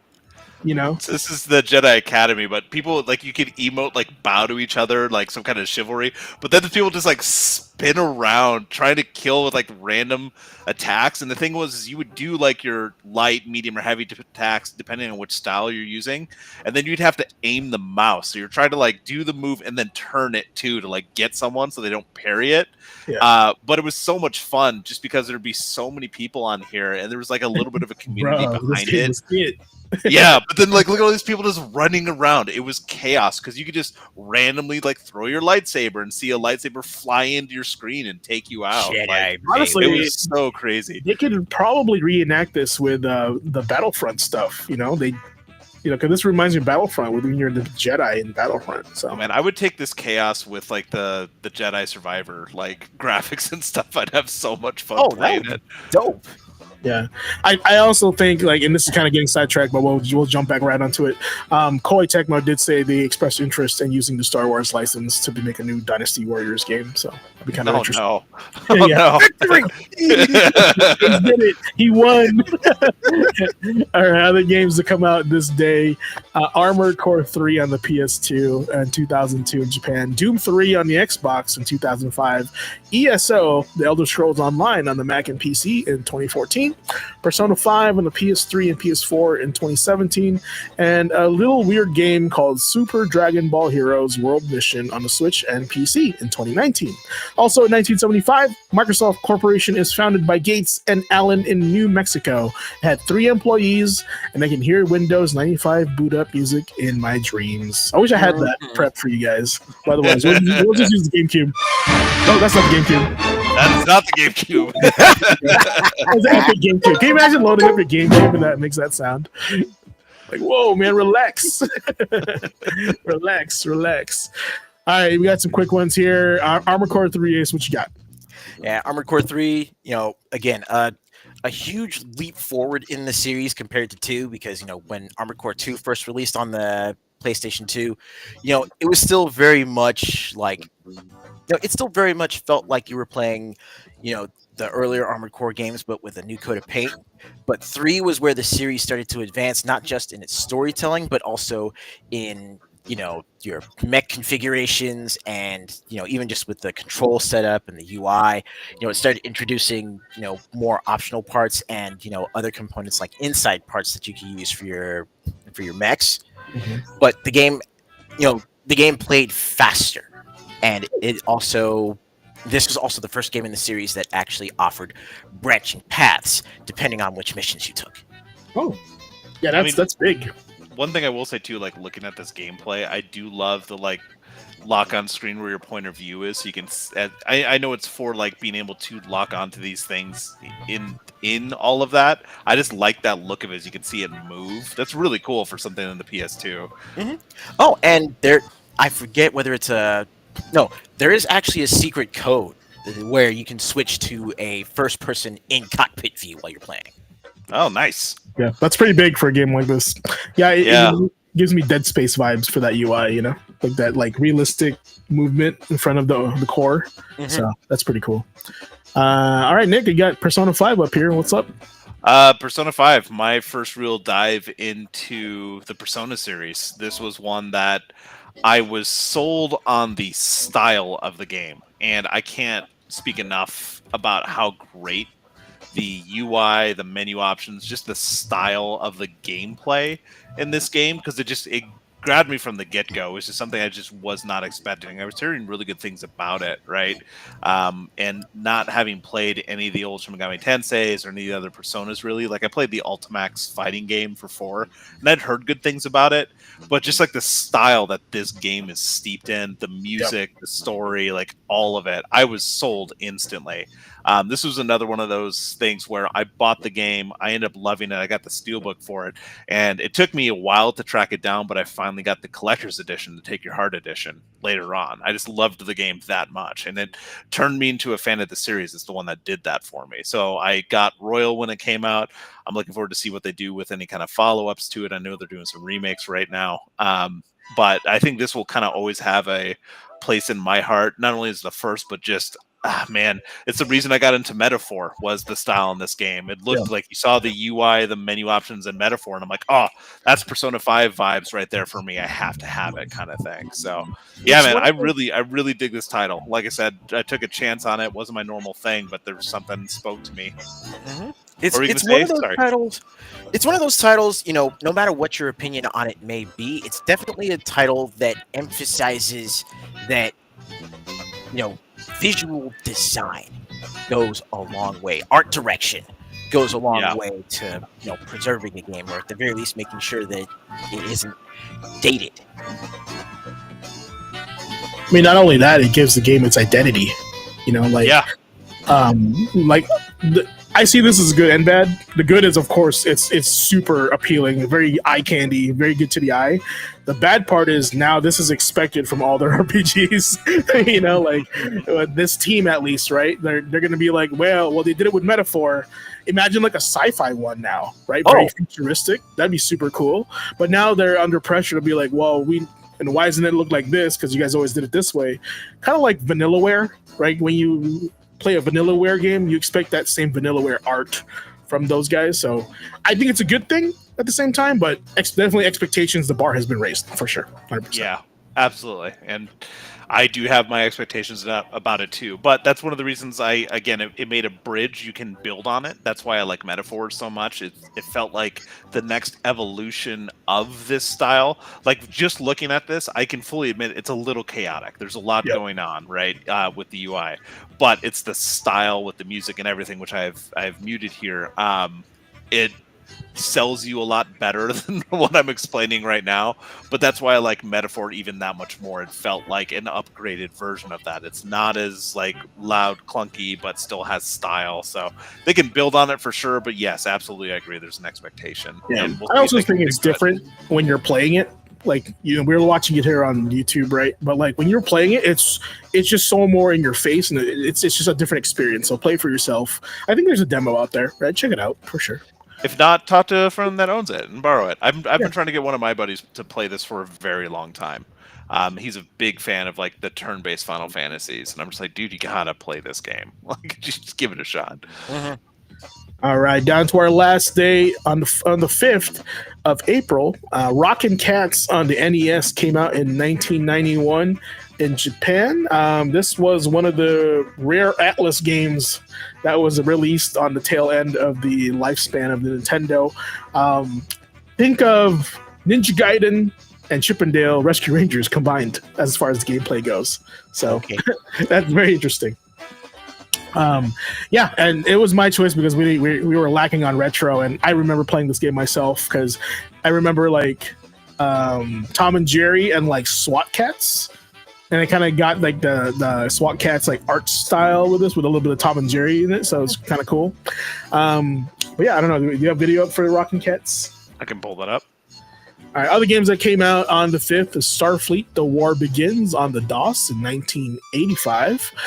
We got, of course, Aerobiz, the prequel to Supersonic in Super Nintendo in 1992 in Japan. Gitaru Man on the PS2 in 2001 in Japan. Tropico on the PC in 2001. Got it right here. All right. We got Enter the Gungeon on the PC and PS4 on Xbox One in 2016. And Lego Star Wars: The Skywalker Saga on the Xbox One Series X as well in 2022. Yeah, Rockin' Cats, simple fun. Like I said, doesn't that remind you of like Ninja Gaiden, like walk sideways and then a little bit of Chip 'n Dale? Yeah, so pretty straightforward game. Like the characters. Look at that! Look at that! What is that? Chicken? That's a real birdo fight right there. That extendo punch. Yep. We turned a different color. Oh no. But yes, guys, that has been the week in this week in gaming history.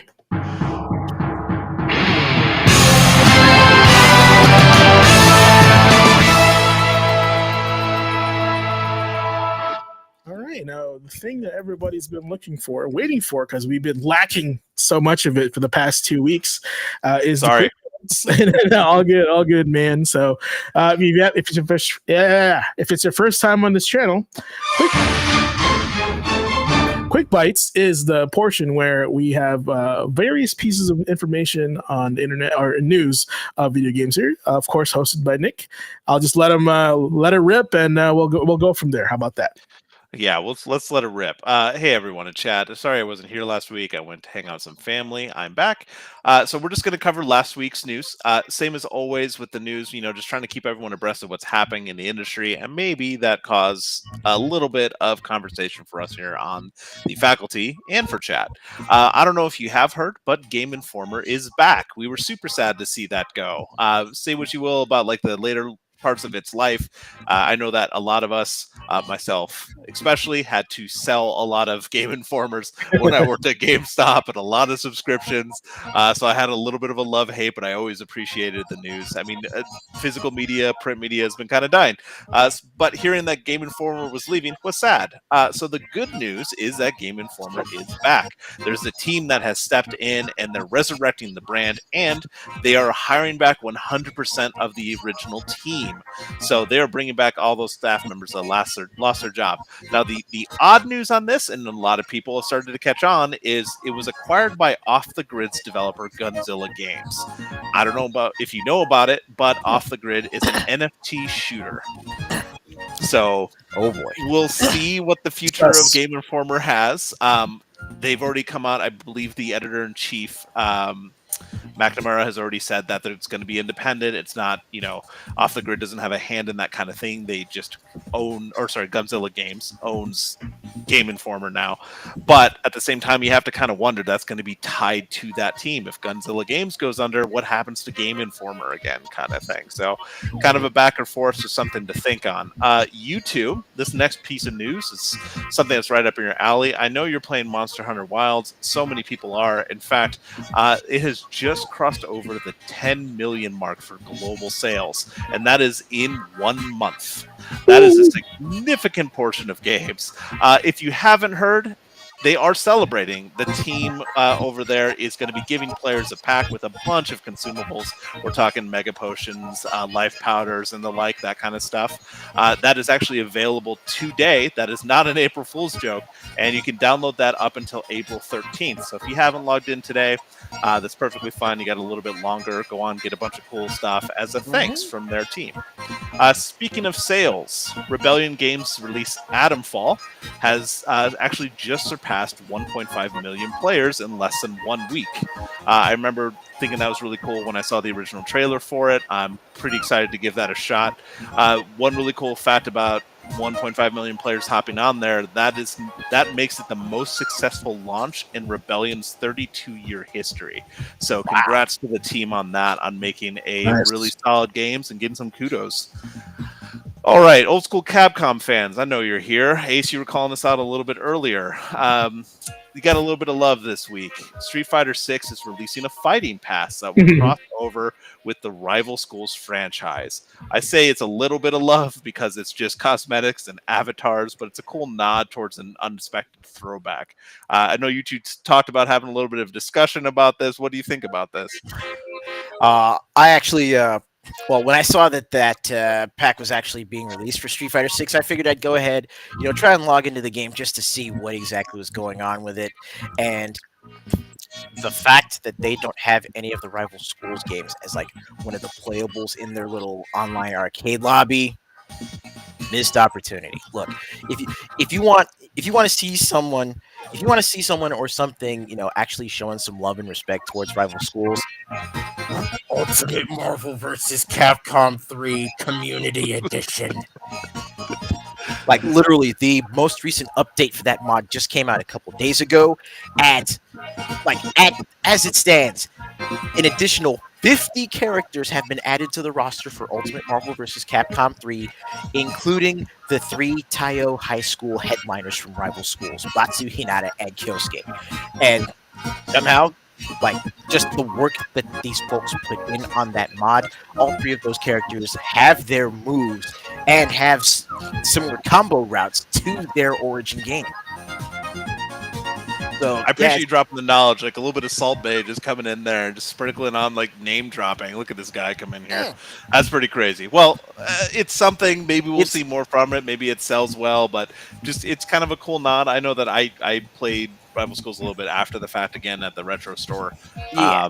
But I appreciated the style. It was cool to see a nod. But yeah, I kind of is sad that it's only cosmetics and avatars. Yeah. Anyway, Passive Exile 2. We've talked about that a little bit here. Dawn of the Hunt, the next update, has actually had some major details shared by the devs this last week, just in case you missed it. Don't forget, it's set for release April 4th. But in this update, players will be getting a new class, 5 new Ascendancy classes, character system expansions, and in-game improvements. So we're going to get some new stuff for Path of Exile 2 here, so that's a lot of fun for some people. We have Ubisoft back in the news, my friends. They're on our list today for 2 reasons. First off, the company has announced a deal to be a new subsidiary, and so a new subsidiary partnership with Tencent. I don't know if you two saw this news when it hit.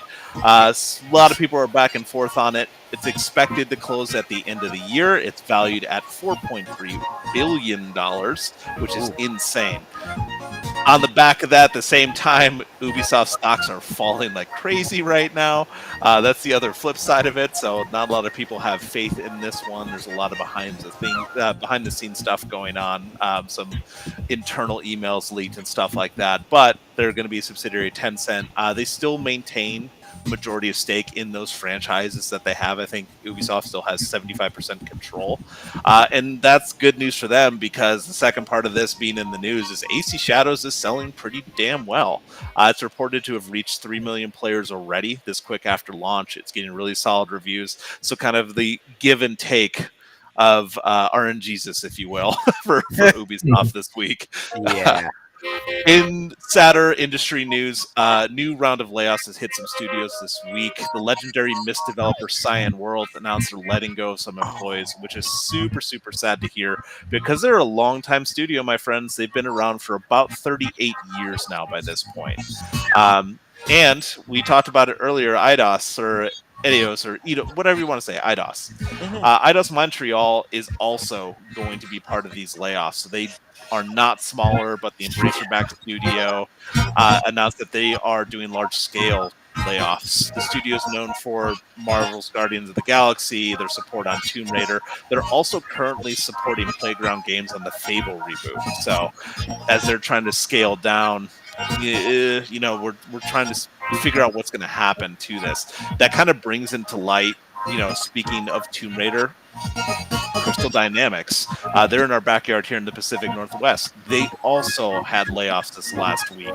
Like other teams, a lot of PR releases are focused on the teams needing to realign their current business needs and kind of like focus on their studio's future success. So corporate speak aside, they made those quote unquote difficult decisions to let talent go. That's the reality of the business right now. It just brings, and the reason I want to bring it up in the news is just to say, like, this now brings up the total number of confirmed jobs to roughly 1,500 across 50 gaming companies this year, according to GamingLayoffs.com. So it's kind of a crazy thing that's going on in the industry. This expand, contract, we're still seeing a lot of movement. Heart goes out to those people that lost their jobs. Hopefully they can find better places.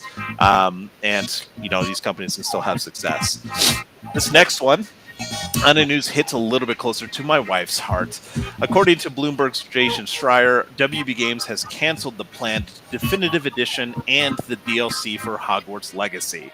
It was supposed to have another 10 to 15 hours of content in addition to the DLC being available to everyone who already owned the base game.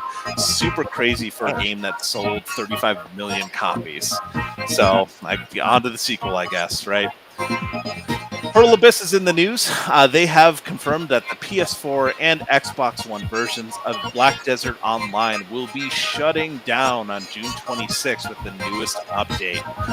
Data and purchases will still be safe, and it will be transferable to the newer console versions, but they just can't support the old hardware releases anymore. So if you do play on those ones, time to move on to the new consoles if you happen to have them, or hop on PC.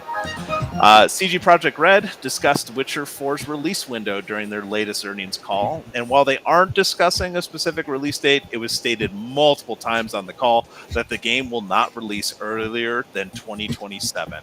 So keep sticking around for a little while. It's going to be a bit till we see that. It's quite a big game.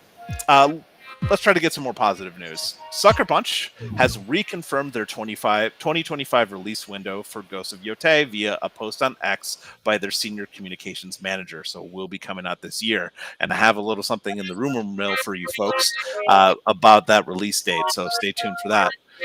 Just in case you missed it as well, one thing I did want to call out from the Nintendo Direct, I know we'll talk about it here in a little bit, Ace, but Atlas did announce they're remastering 2006's ARPG Shin Megami Tensei Devil Summoner, which will get new features, overhauled battle system, and will improve the gameplay experience. So kind of a cool shout out for that. All right. Going to transition into the rumor mill a little bit here. So, yes, it's April 1st. I hated looking at the news the last day, especially because there's no way to tell if it's real, if it's not. Some of the stuff you see on April 1st, like for April Fool's Day, is kind of, let's be honest, kind of damn funny to look at.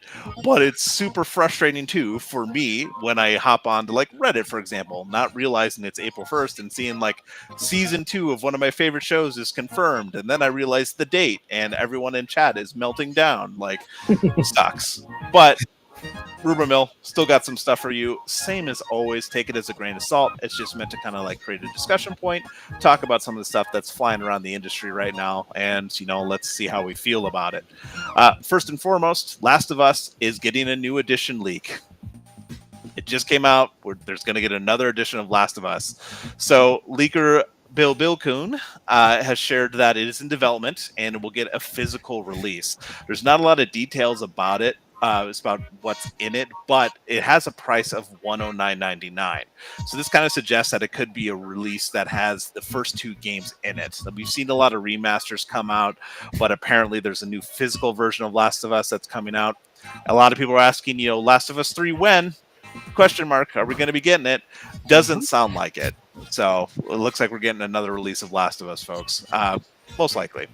Oh, I'm not done speaking about Ghost of Yotei. I remember I called out that earlier.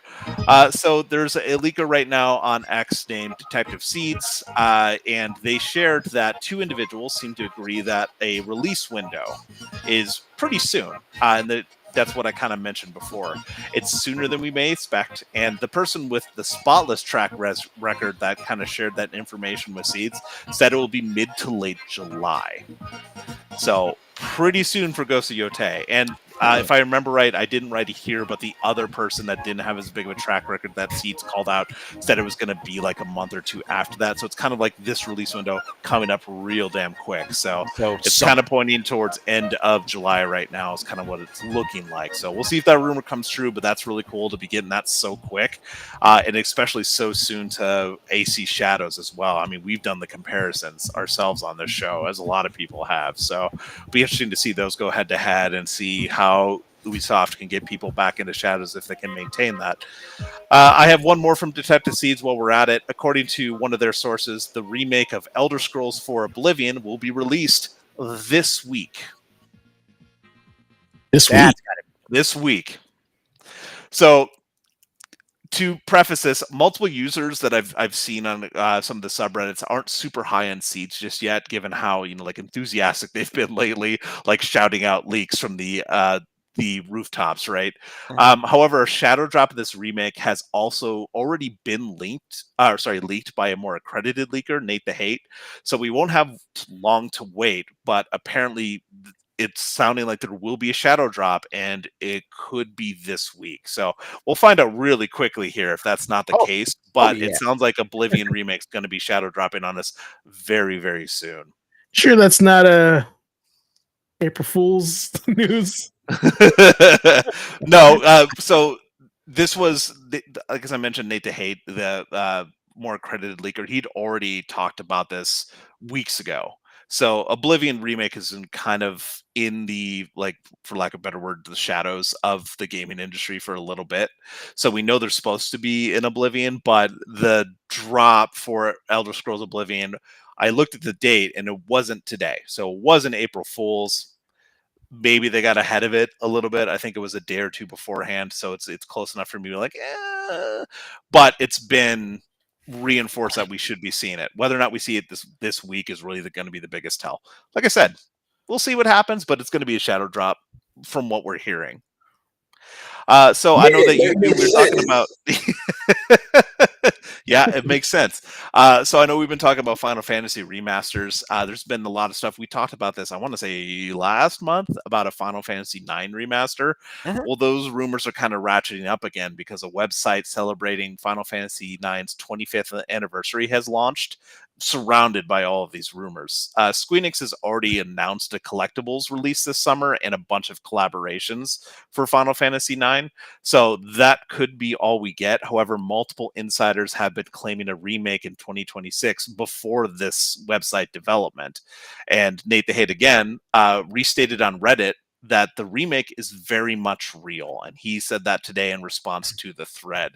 So it sounds like we will be getting a Final Fantasy IX anniversary. This is remaster or remake. Sorry, using the wrong word there. Don't get me for that, chat. There will be a remake for 9.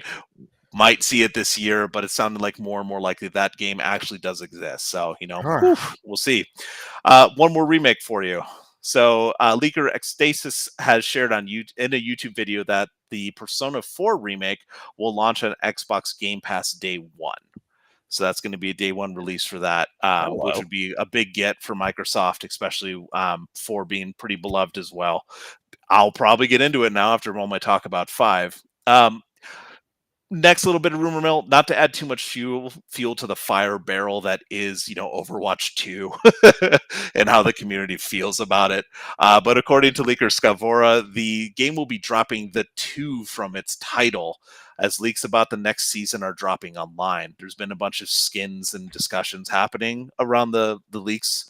The skins for the season are seeing the original Overwatch 1 skins renamed in the game UI to just classic, quote unquote, and the Overwatch 2 skins are being changed to Valoris instead. So they're just removing Overwatch 1, Overwatch 2, and calling them just different sets now. Additionally, info on the stadium mode has kind of leaked as well, which details best of 7, 5v5 mode, a third-person cam default that can be swapped to first person at any time, and a MOBA-esque between rounds powers and items purchasing. So kind of a different twist on it. I know a lot of people who are still kind of sticking around with Overwatch as they're trying to bring people back in. Or I've been kind of looking forward to this new mode, so we'll see if that holds. Yeah, and with the whole thing about dropping the 2 from Overwatch, I mean, considering just the progression from, from the original Overwatch to, I guess, new Overwatch now, it Overwatch. it's been more like an expansion than a straight up sequel.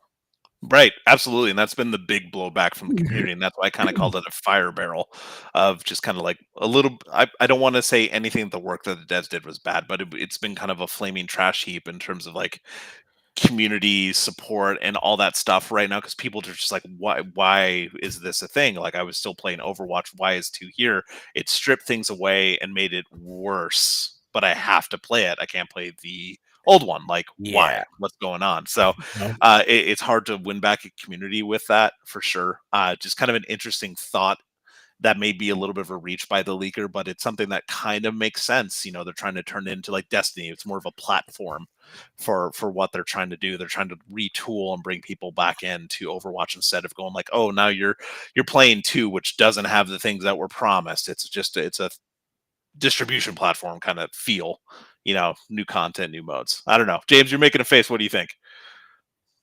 Well, the first thing for about Overwatch was just like the investment that people made into the game. Like, first of all, they gotta like, if they paid for the first game, they got the Overwatch 2 as the free upgrade, right? Because that's usually how I think how it went, right? They already bought the first game, which had the skins for the first game. So will they get those skins for free? or they have to rebuy them again. That's kind of unfortunate if they have to. I don't know the details, but that would be unfortunate. That's all I'm saying. But on the positive note, I wanted to kind of mention that like the presence of Marvel Rivals has really kicked in the gear of the Overwatch team, because when I say competition breeds innovation, this is a pure example of that, where like they saw Marvel Rivals, they were taking the market share of the Overwatch community, and now Overwatch 2, or whatever you want to call it, is forced to make adjustments and make their product better so they can retain those people. And then this is why I love like innovation, right? Because like I said, breeds competition, making your content much better. So I'm glad that they exist for both reasons. So yeah, we'll see if this wins back some hearts and minds, and if they continue kind of like innovating and pulling, we'll have another healthy competition. It's going to be really hard to pull that away from Rivals and what they're doing right now, especially if the Rivals team starts bringing out more of the characters that are on that like community wish list. Like if they're playing all the hits, like people are going to go where the bangers are. Let's be honest. One last little bit of rumor mill. Daniel RPK, a well-known insider, shared on his Patreon, then was reported in the Game Post that Naughty Dog has a second project in development, and that it isn't Last of Us 3. This is a secret project, because we already know they're working on Intergalactic right now. The big news about this is that it's already been in development for 3 years, so it's separate from Intergalactic. It's not Last of Us, and it's said to be led by the director of Uncharted Lost Legacy. So no idea what that is, but it sounds like there's something in the works that we don't know about at Naughty Dog. And I don't know, man, you bring in the director of Uncharted, you got me hopeful for what we could do. Maybe a continuation of the Uncharted thing. That's me, wild speculation. Don't believe me at all. Just throwing that out there. I'd love to see what they do with their kid, Cassie, and see like where they can take the story. I've been missing the Uncharted series. That's it for Rumor Mill. That's it for Quick Bites. I don't have an article tonight because instead of an article, we've got more of a retrospective and a future vision. We're switching it up, as GQ said earlier in the day. So for you two especially, put on a little mood music. So we have watched a Nintendo Direct from this last week. Hopefully you did as well. I know, Ace, you've got some ideas on it. But Nintendo has confirmed today that the Nintendo Direct for the Switch 2, tomorrow, 6 a.m. PST. Oh, so if you haven't noticed, you've been living under the rock for the past like 24 hours, we are getting the Nintendo Direct. The specific time has been released. We know it was happening tomorrow, but now it is confirmed. So 6 a.m. PST tomorrow, and they confirmed it will be 1 hour long. I know, and I'm watching it. Yeah. Waking up a little early. Set that alarm, Ace. I will be in the office at 6. Perfect. One extra little bonus too for all you Nintendo fans is they actually said their Nintendo Treehouse will also be having content releases. So they will have 2 days. The first day, Thursday, is 4 hours. 4 hours. And the second day on Friday is 3 hours. You're getting 7 hours of Nintendo Treehouse, and they've already confirmed you'll be getting Switch 2 gameplay. Gameplay during those. So we're getting gameplay. So Nintendo's rolling the Direct, then we're getting the Treehouse streams, 7 additional hours of content with some Switch 2 stuff. So the next 3 days is going to be pretty lit. If you're a Nintendo fan, if you're an industry fan, I know that I'm going to be tuning in just to see what kind of stuff they have. But instead of the article, that's why I decided to talk about this week. Let's talk about the Nintendo Switch. Let's talk about the Switch 2. Like you said, we're switching it up. So let's take a step back and just talk about the Switch 1. Just a couple facts. The Switch 1 was released March 3rd, 2017 for $299. It was followed by the Lite in 2019 and then their OLED version in 2021. One really cool fact, as of the end of 2024, 151 million units have shipped for the Switch. A significant amount of consoles. In case we forget as well, the Nintendo Direct for the original Switch was 1 hour. And in that showcase, they showed off ARMS, Splatoon 2, Fire Emblem Warriors, Octopath Traveler, Shin Megami Tensei, Xenoblade Chronicles 2, Super Mario Odyssey, and Breath of the Wild. So, looking back at the original Switch, let's talk a little bit about it. Like, what are some pros? What are some cons? What are your memories with the OG Switch before we kind of jump into this exciting bit of the Switch 2 coming out tomorrow? Ace, First up with you, man. You sound like you had some ideas. Yeah, I mean, well, firstly, with the Nintendo Direct that happened yesterday, I feel like this. I guess you could say this console generation, really, because frankly, you could say technically that this generation started back on that day in March when the Nintendo Switch was announced and when it released.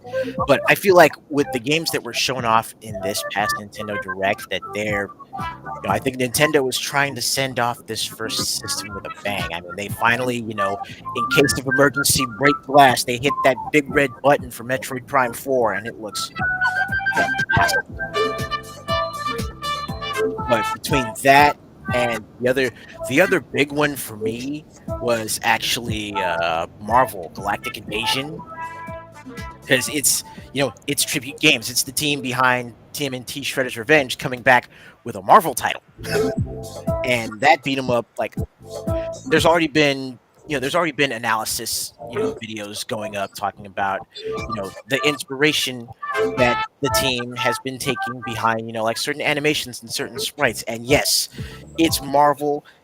They've already shown off Captain America, Storm, Wolverine, Venom, and Spider-Man, classic characters from Marvel versus Capcom and MVC2. So you can already tell that they're going in, they're taking inspiration for sprites and animation from those fighting games. And the game is looking, again, it's looking like a day one purchase for me, whether it's on the Switch or on the PS5. But just, it seemed like compared to previous Nintendo Directs, there were few titles. But again, these were few titles with a lot of quality behind them, and something to send off something to send off the Switch, or at the very least herald that next generation of the Switch. Because there's also been talk going around that certain Switch titles may have Switch 2 enhanced versions thereof. So a Switch 2 enhanced Metroid Prime 4, for example. Yeah, yeah. We'll talk a little bit about the rumors around the Switch 2 is kind of like that end discussion point as we like jump into the Switch 2 side of things. But as far as like the Switch 1, like pluses and Yeah. minuses, just like I know for me, and then I wrote a couple notes on this. Like for me, like looking at it, having worked at a video game store, I'm looking at it, I'm going like best family friendly titles, strong first party game lineup, the innovation, the portability, the controllers, like the innovation behind that and how they're brought into the game.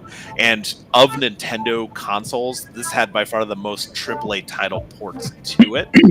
The negative side being the stick drift issue, massive on the Switch. You're spending that much money on those controllers, and that stick drift issue was prevalent. It was all over the place, and it sucked to deal with. And you were just like, sorry, you just gotta buy a new one. And for the most part, they were sold only in pairs.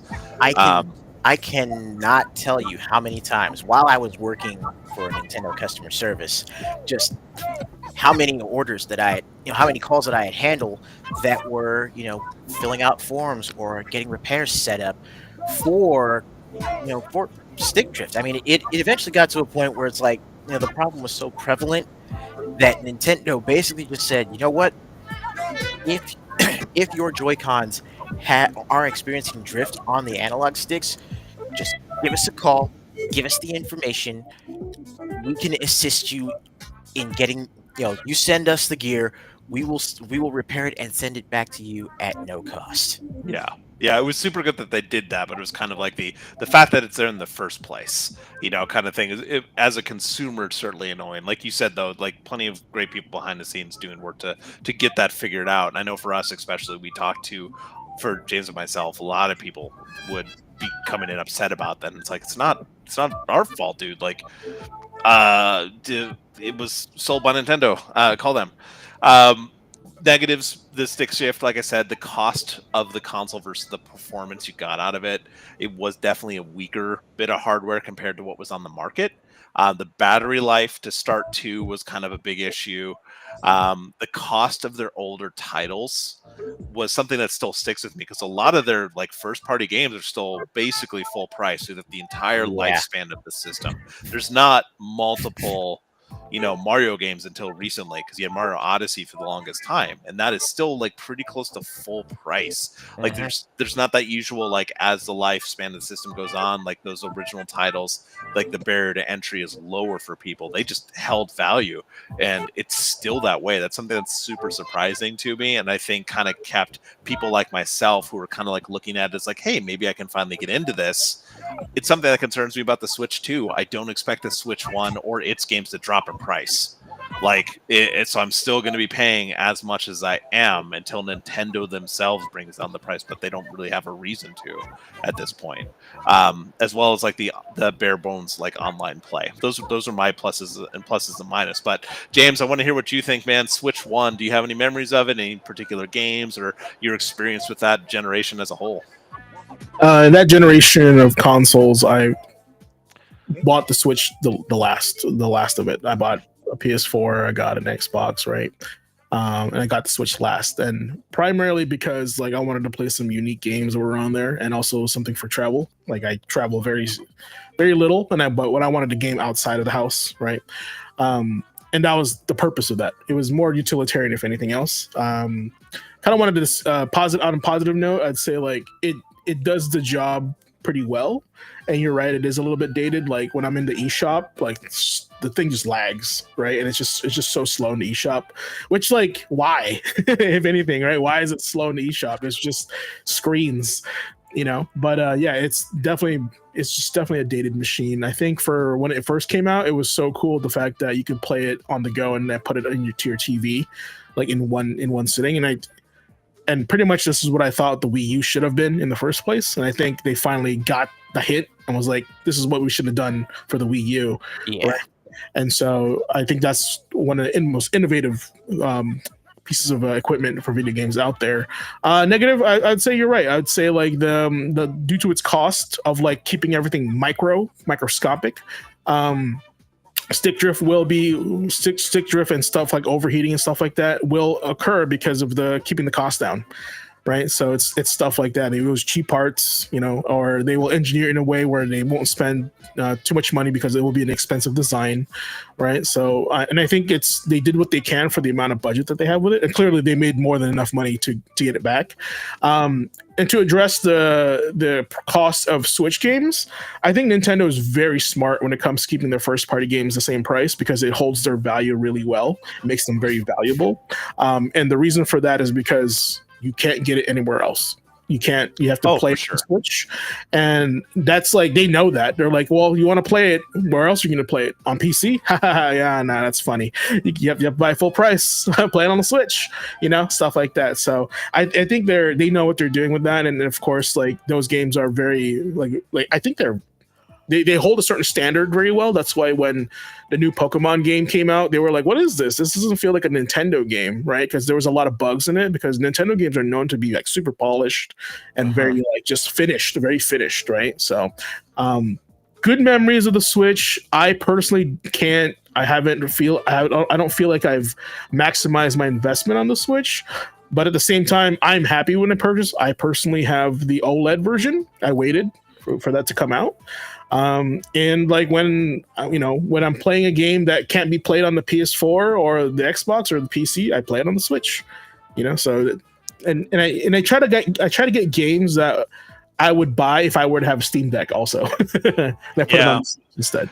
That's a very interesting space for us to be in nowadays, because this was like portable gaming before it was cool, essentially, is the note I kind of left myself, because now we have, the Steam Deck, we've got Xbox coming out with a handheld system, PlayStation has that portable thing that connects to your PlayStation 5, and like the ROG Ally, like portable gaming has become more of a thing, and it makes that Switch that much more valuable. It's part of the reason, like, I don't know. For me, again, the cost of those games, I absolutely agree with you. It's all about the fact that Nintendo knows what they're doing with that, right? And they know the value of their games. But for me, like 5 years on, the same game still full price. I'm like, man, this is like, I don't know if I'm ever going to get into it. And it wasn't until, to be honest, this last like 6 months or so, as my wife and I are talking about, having a kid and having a console that we can play together, and then have one around for the kid as well. like I get the value of it now, especially the portable. I'm not someone who is really on the portable gaming side of things. When I Mhm. want to play a game, I'm down on my PC, I'm down on my console, on my big screen. I am here to sit and play a game. But when we went to Oregon this last week, I remember thinking like I would have been really cool on the plane to just have that to play together, kind of thing. Like it clicked then. It just wasn't for me in the past. That's why now I'm looking at this with that hindsight and going like, man, if it was more cost effective for me to get into it now, I absolutely would, because there is value there for me now. Yeah. But Yeah. as we're talking about the Switch 2 coming out and the fact that it hasn't dropped in price and it's probably not for a little bit, it's like, okay, let's talk about the Switch 2 kind of thing. So any last minute stuff about the Switch 1 before we hop off to the Switch 2? I know that I did want to bring up the top 5 releases, but Ace, if you have something, man, hop in. Yeah, and honestly, for me, it's just the fact that even though for a while I did originally have a Switch, I didn't really play it that much. I've been getting more into it recently now that I've gotten my hands on the OLED model, and you know, it's like I'm finally getting the chance. I'm finally having access to these games that I've been wanting to get into, but largely couldn't because they were still on that particular console. I mean, probably the one game I could think of that I really wanted to play that was that was Switch exclusive, that I got the chance to do so because it eventually ported over to Steam, was Daemon X Machina. Surprised it wasn't Astral Chain. I wish Astral Chain made it over to PC, but I did make sure to grab a copy once I got my Switch. But again, just the fact that it's it's kind of a late to the party arrival for me, but still very much appreciating that portability, especially since I take the system with me to work, get in some game time on my breaks. I'm now seeing more and more of the value of the form factor of that system, and I'm hoping they use that as a solid foundation to build on that for the Switch 2. I'm also still in the camp that with the uh, with the evergreen pricing of especially of their first party titles, it's making it not as cost effective to get into it. Like if Right. I didn't have To the get income that into I it. do, Right. like To get if I into didn't it, you have the bring income that I do, I wouldn't be picking up as many games as I have. Yeah, I think it's the support and the cost benefit value for me as a player. You both bring up good points because, like you said, it was that reiteration of the cost to get into it now is like still really really high. It's that evergreen kind of like price to it, and as James brought up before, it holds its value for good reason. I was just looking at the top release for the Switch 1 in terms of sales was Mario Kart 8 Deluxe. It sold over 200 or sorry, two it sold over 67 million copies, just that game. My issue is Mario Kart 8 was a Wii U title that came out in 2014. And Deluxe was just the Switch version that came out in 2017, but we're still on Mario Kart 8. And there's not a ton of DLC out there for it. So still for me, it's like it's great that we had that game, and it is a good game. It's one of the ones I've been playing recently when I borrowed a Switch from my buddy, and my wife played it with me. But it's still just that one, and still just the same races over and over again now, and it's just like I'm not seeing the cost benefit for me to pay full price and get this game I've already played a few times and I've seen everything it has to offer. So it's more so that kind of thing in my head. Again, there's arguments for both sides. I'm not saying anything against that, just more so like that's what I'm kind of like bringing into this like conversation. To Right. round out the last of the top 5, Animal Crossing New Horizons was second with 47 million. Super Smash Ultimate 35 million, Breath of the Wild 32 million, and Super Mario Odyssey 29 million. All right. Switch 2's coming. We know that. We know for sure the direct is tomorrow morning. We mentioned 6 a.m. PST, bright and early. Start watching it. The company confirmed those Treehouse showcases will have hands-on gameplay, which is great.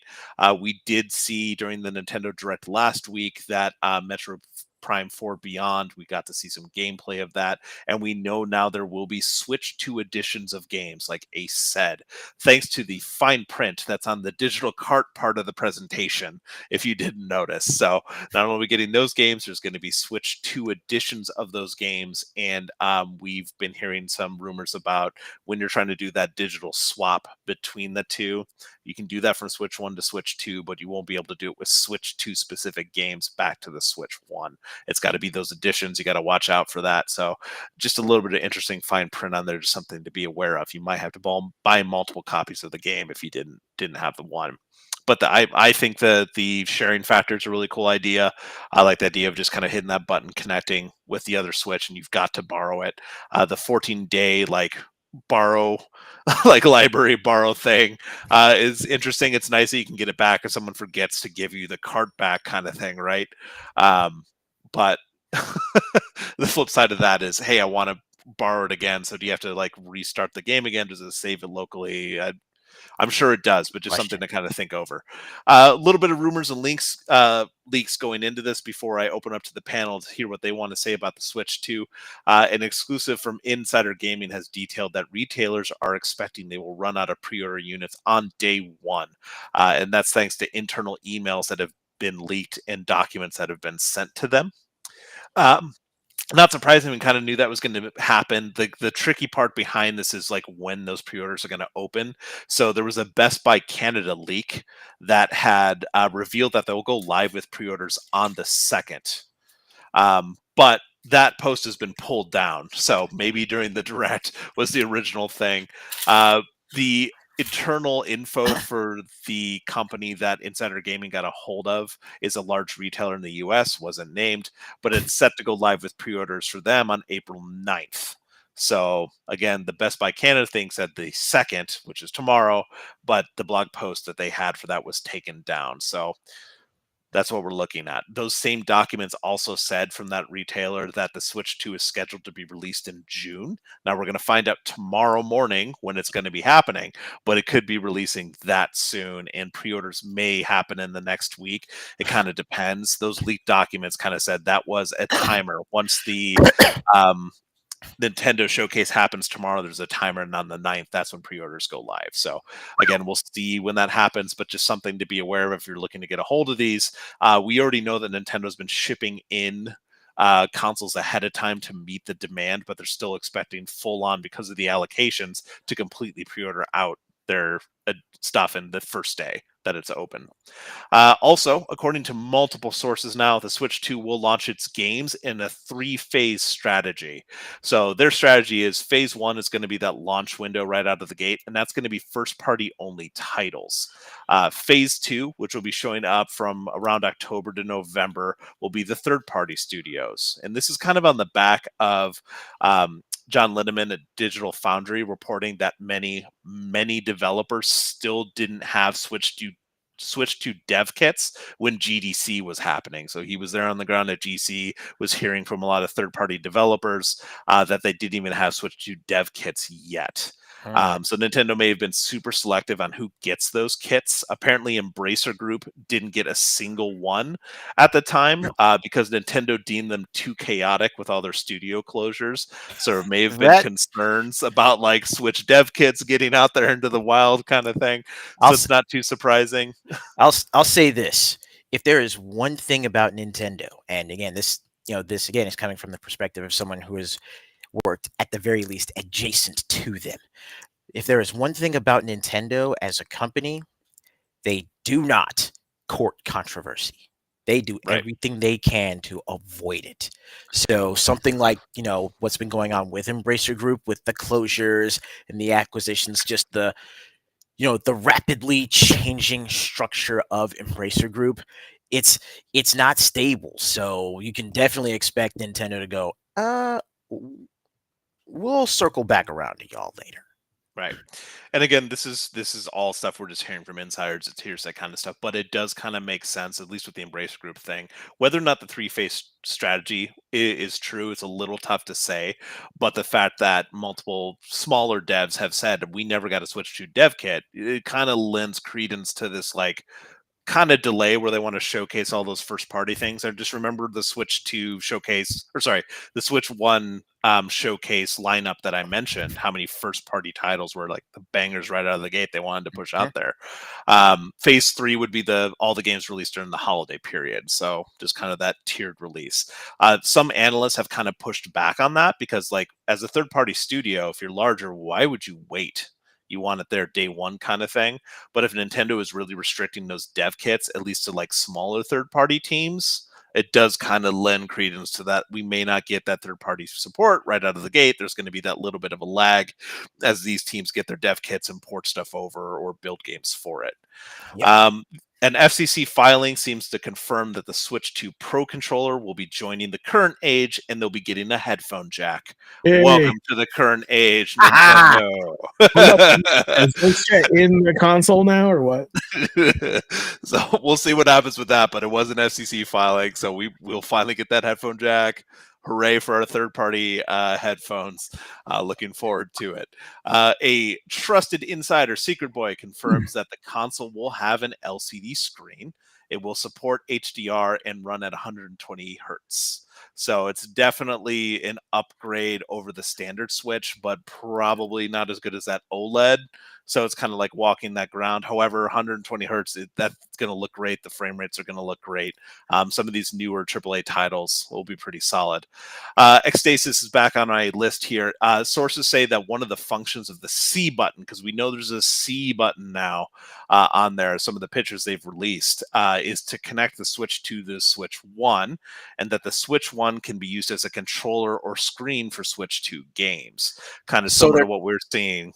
So they're kind of so it's like they're taking the Switch, and then they're taking some of the concepts of what they were working with the Wii U and like kind of mashing them together.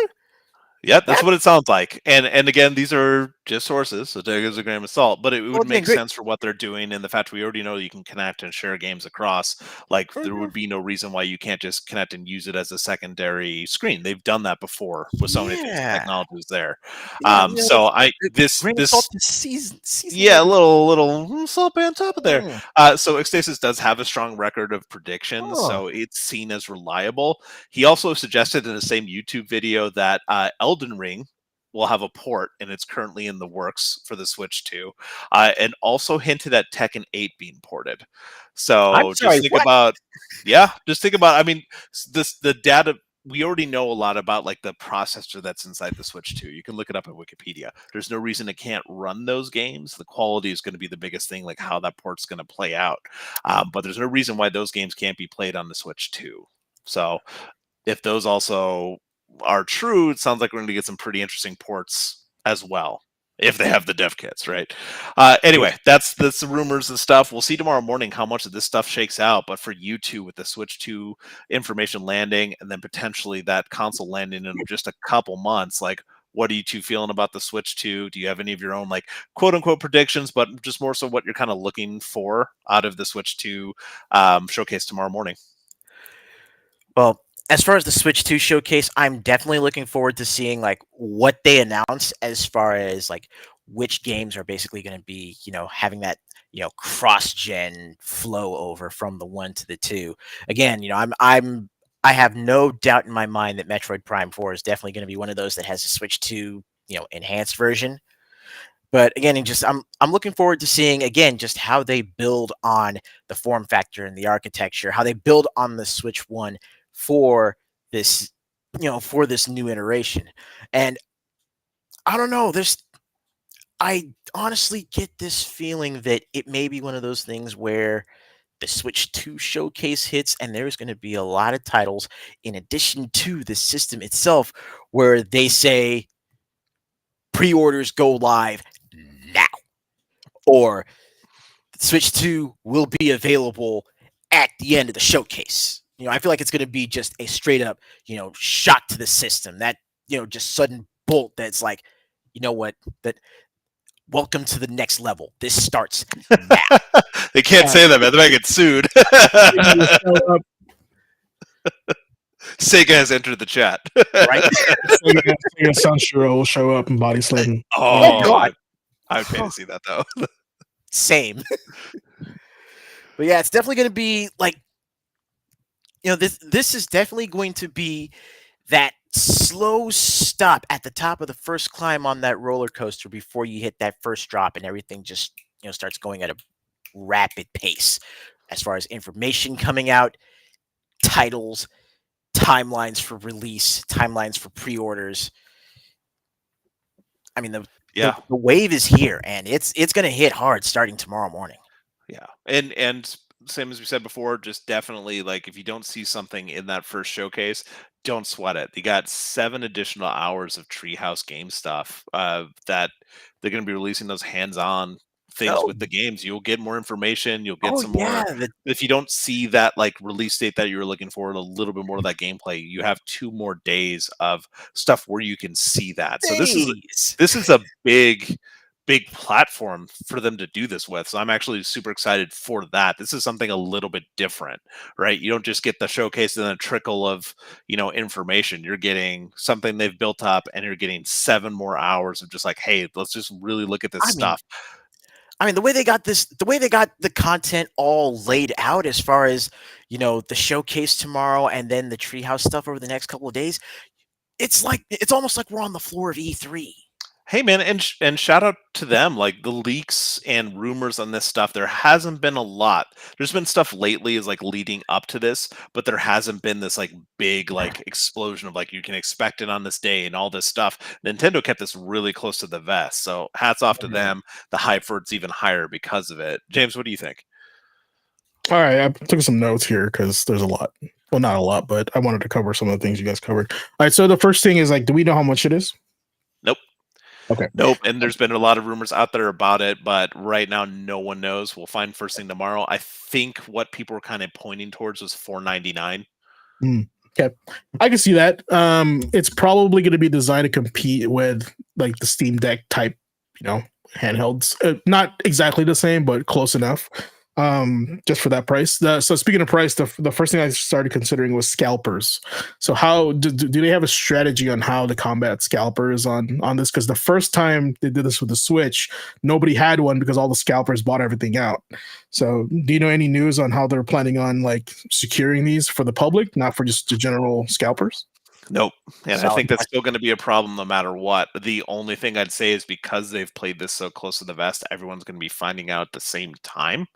And the fact that they've already brought in so many consoles to the country to prep for this, it kind of lends credence to the fact that they're going to be going through so many retailers. So there's going to be a lot of different places to get it. Sure. So kind of look at it as, look at your top choice and then have a backup and then another backup. But I fully expect it. Like there's so many scalpers out there, they're going to get it everywhere. Yeah, well, we also have the option to be in store now, unlike before. So limited one per client or whatever would help, or like whatever. So that was a big And one. that'll be down to each individual retailer too. Correct, They might correct. put that caveat. Yeah. But that was the history of the Wii, from what I recall. The other thing too is we've seen some leaks online on what this looks like, but do you think this will be like the Wii U all over again? Will boomer gamers be like, I don't understand the difference because they look exactly the same? What is it? Why is it different? I don't think so because they literally put the number 2 next to it. Unlike the Wii U, which was just like a what is this system kind of thing. It didn't make any sense. This is just literally the Switch 2. It does look similar, but at the same time, like there's enough different about it. And that's one of the reasons I was kind of concerned about the price of the Switch 1 is they're just going to keep that value high because they're all going to be so similar. And the fact that you will be able to trade games, like that's just what it's going to be for a little bit. I'm sure it'll be confusing to some people, but the way that they've rolled this out, the hype that's behind it, the availability of it, I think it's more so going to come. It's what we dealt with when the Wii U came out, right? We were behind the counter trying to explain it to parents. It's going to be that again, but Not a I think controller. there's enough differentiation and also like there's enough of a tweak on the design. It's all black and they put the colors behind the joysticks. It's enough of a difference that it's still going to have you rely on retailers, in my opinion. But I think it's better than the Wii U. I don't think it's going to be something like that because that was so out of left field, and the screen controller thing from the Wii U was the main reason that so many people were confused about it because they didn't know if that was the console or if they could pull it separate. Like that was the big concern. The Switch is the Switch. It's just more of it. Mm-hmm. Yeah. Okay. And the last one, I think the whole dev kit thing, I was like thinking a little bit more about that. Nintendo is really known for this little logo right here. Chat, I don't know if you guys see this bottom corner. Nintendo seal of quality, right? And as of my little experience with the eShop, there's a lot of shovelware in there. There's a bunch. So I don't know if they're trying to like kind of curb that this time around or whatnot, but I think it's a smart decision for those that are like, hey, you got to get your shit together, and then we'll send you the dev kits, right? Because we want you to focus on whatever the reason is. But I think I'm kind of happy that they're being a little more stingent on it, just to increase the value and the quality of games out there, and I guess also to validate the price that they charge also, right? So that's a good one as well. So that's good on that. It's just historically Nintendo's known for that, and because of the era with Atari, right? That's why they had the Nintendo seal of approval and stuff like that. So I think they're still going through their roots, and they're like really showing that in modern times. But as far as Switch 2 goes, like I'm not going to be there day one. I am excited to learn a little bit more about it, but when somebody buys a Switch 2, it's going to be because they have a Switch 1 and they want to upgrade. But I feel like it's not going to be like, oh, I don't play Mario games. I have no reason to buy it, right? Because I'm not going to play Tekken 8 on the Switch. I'm going to play it on my Steam Deck or my console, right? So it's stuff like that. And I think that's the other decision. Why did they put the dev kits for a third party a little bit slower, right? Because they want to prioritize those first party sales in general. That's just my guess. But I think it's all going to be good. I think this is what people have been waiting for this whole time. I think they're delivering on all the things that the Switch 1 came short.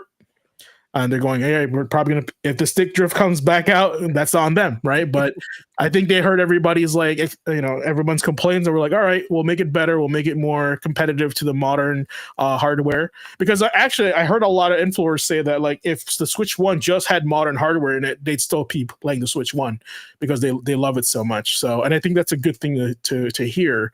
If they love every aspect of it, but they just wanted a more modernized like hardware behind it, right? So awesome. I'm looking forward to it.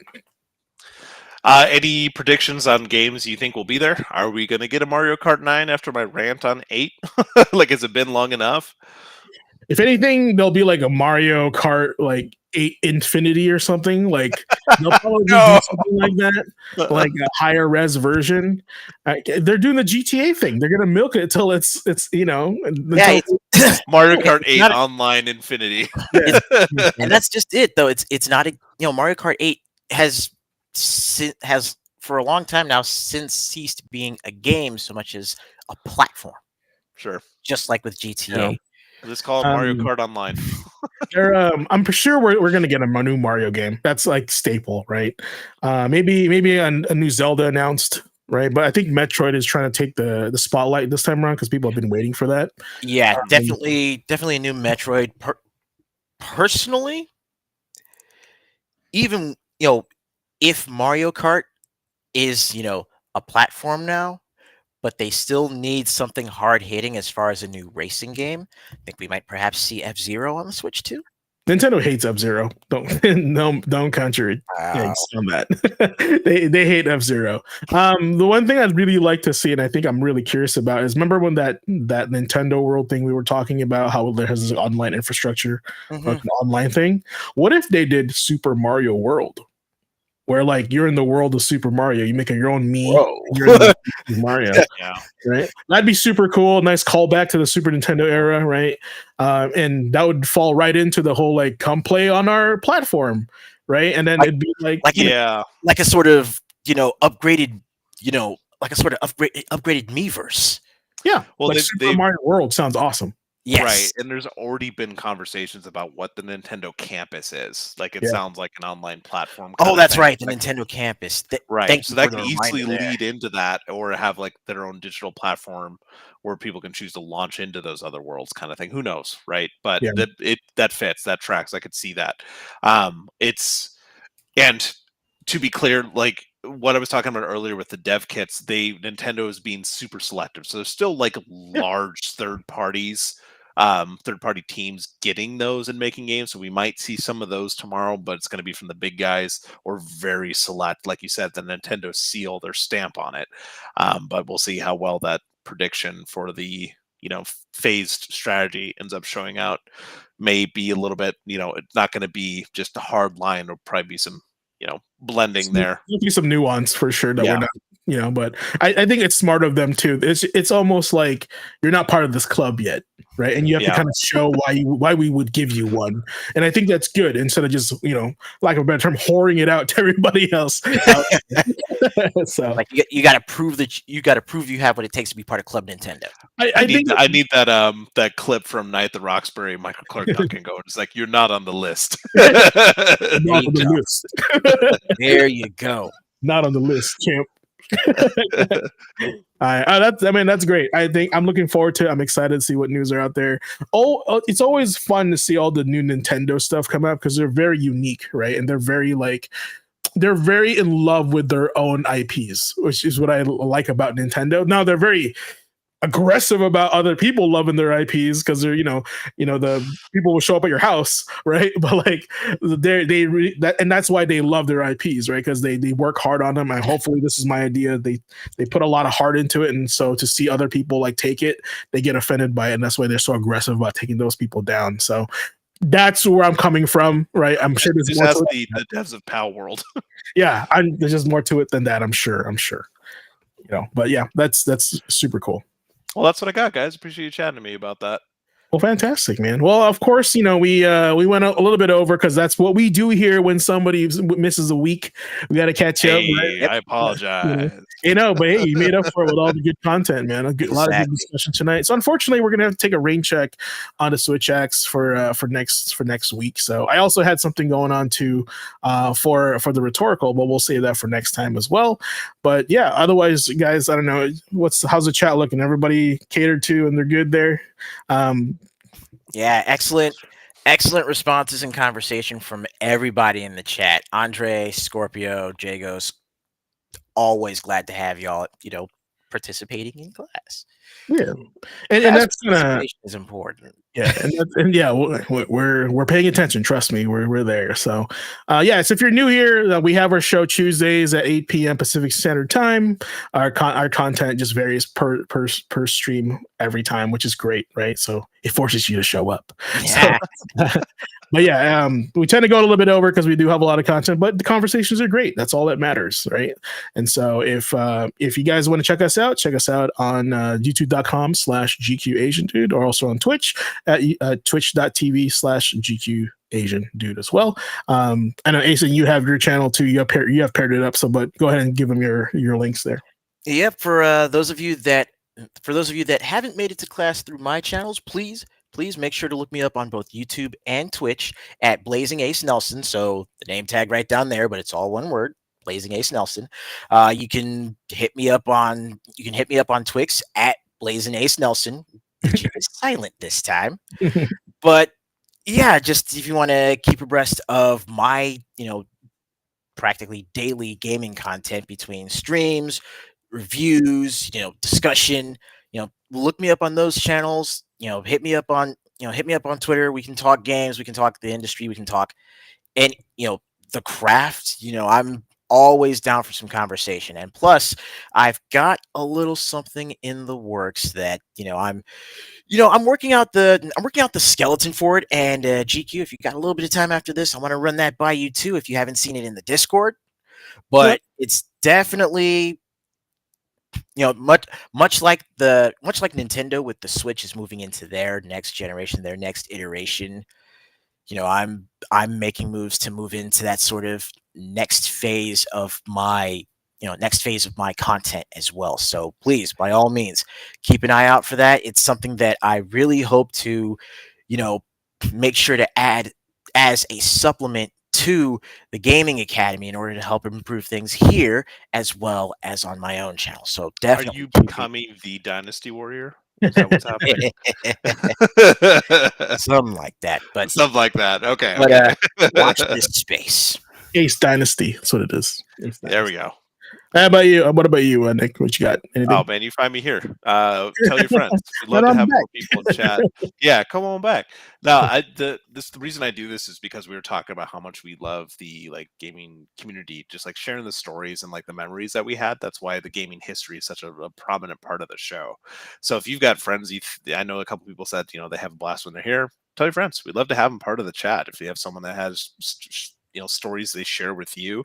We want that in chat as well. It's so cool to see just people like, oh man, I remember that game, or oh man, I remember that artwork. Like, that's why we do this, and that's why it's so much fun. I talk about the news and stuff just because have been in the industry connected to some of that stuff, so it's fun for me as well. But yeah, you'll just find me here. I've got my own handles and stuff. You can find me the same everywhere. My handle's right there. It's what I use on everything. You can also find me on Twitch, but only really here. I don't really stream on my own. Haven't really had the time for it with the kid on the way. Don't think it's going to happen, but I mean, always happy to be a part of those conversations, hop on and be a part of it. So shoot me a message. Unlike us, chat, Dick has a life. Right, so. I do, but man, this is what I do to stay connected to something I'm passionate about. So this is where my outlet is when I don't have time to play Metaphor. It's true. It's the same thing for me. Like when I'm not streaming on Thursdays, I'm here chatting with you guys because otherwise I just world. Literally, like, chat, not to like dox anything, but James and I are practically neighbors. We live in the same building. We've known each other a long time. We see each other going to work and coming home from work, and it's like, I gotta do this thing, and I gotta go to work tomorrow. We're not like, oh, what are you playing? It's like, this is the only time we're like, hey man, what are you up to? So this is a chance for us to like reconnect with that and stay connected to that. Yeah. And by all means, please do not forget when we say class participation is important, that also includes, those of you that have been in the community that have, joined us on the show, or, different podcasts, different broadcasts that we've done, when Blue joined us for E3, or again, a few weeks back when we had Oliver on, that's the kind of thing we're trying to work with here, even within this structure of the show. I had a blast with Oliver. That was a lot of fun. Yeah, that was great. That's great. Yeah, and I think once we have more guests and more people jump on, with your guys' help, of course, hopefully you guys share like the VOD and tell everybody about us, because Oliver says he loves our show, and we talk about things that other influencers don't talk about. We focus on the content instead of the drama.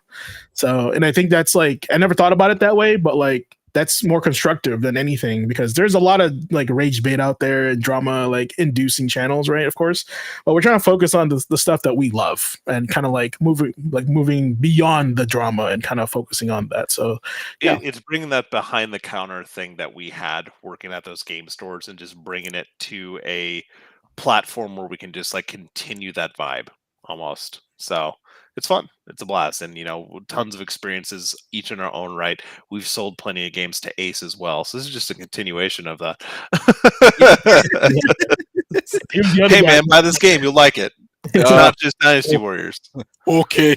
But he had his own universe, right? He ran the arcade, so his content's totally different, right? It's an era that it's now like, it's extinct. Right? There's no really arcades in the West anymore. And if there are, the arcades are very elaborate. They're not just like sit down and put a quarter in, right? You gotta get a card, you gotta load it, right? So it's insane how advanced the things have become, right? So it's like, for Ace to kind of live through that and to kind of experience those things, it's good to some people that are maybe like young on our channel might not even know those existed, right? It's gonna be fun to do a breakdown one of these weeks where we talk about like those changes in the arcade, because although we worked at a store that had an arcade part of the business, for my last job, I would go on site to events, and I went to GameWorks for the first time in years, and just like the changes that have happened there, even in the like years that I've been away from it, like it's crazy, absolutely crazy.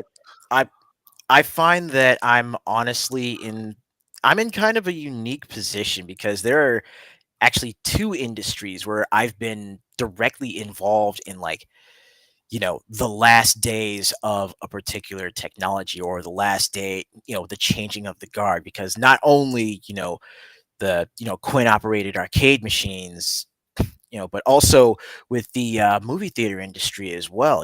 I was working at the Bellasphere Theater when 35 millimeter film was being phased out. So having that sort of, dude, you just dated yourself so hard.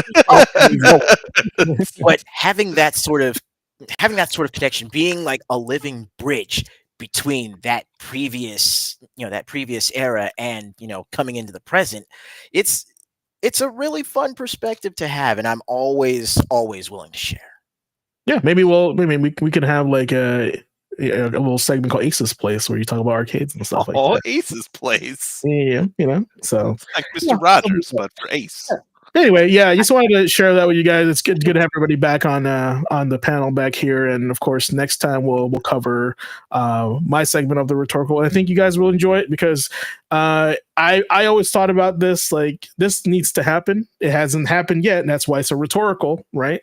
So it should be good. And of course, play more Monster Hunter out there until the new DLC drops. Get good because Capcom has heard our wishes and they're bringing down the heat with these rank 8 monsters. So that new DLC is dropping on the 4th. We'll pretty much have to talk about it next week. Yeah, for sure. And of course, Garo's coming out this month as well. We're thinking about doing something for that, but we don't know yet. We'll keep you guys, involved and informed on our socials. So that's it, guys. I'm gonna pop on some Dudley music and y'all chill and y'all have a great week and we'll see you next time. Okay.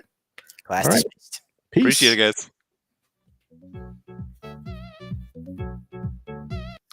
Well,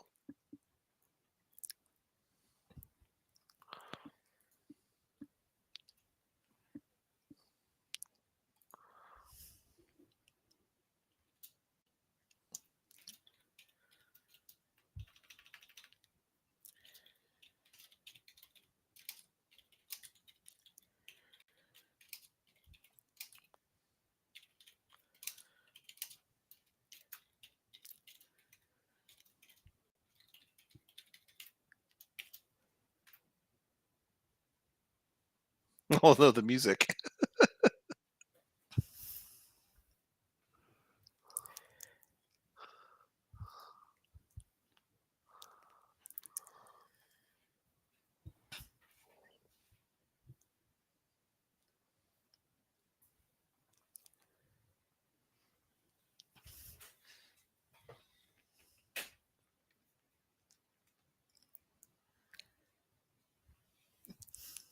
All right.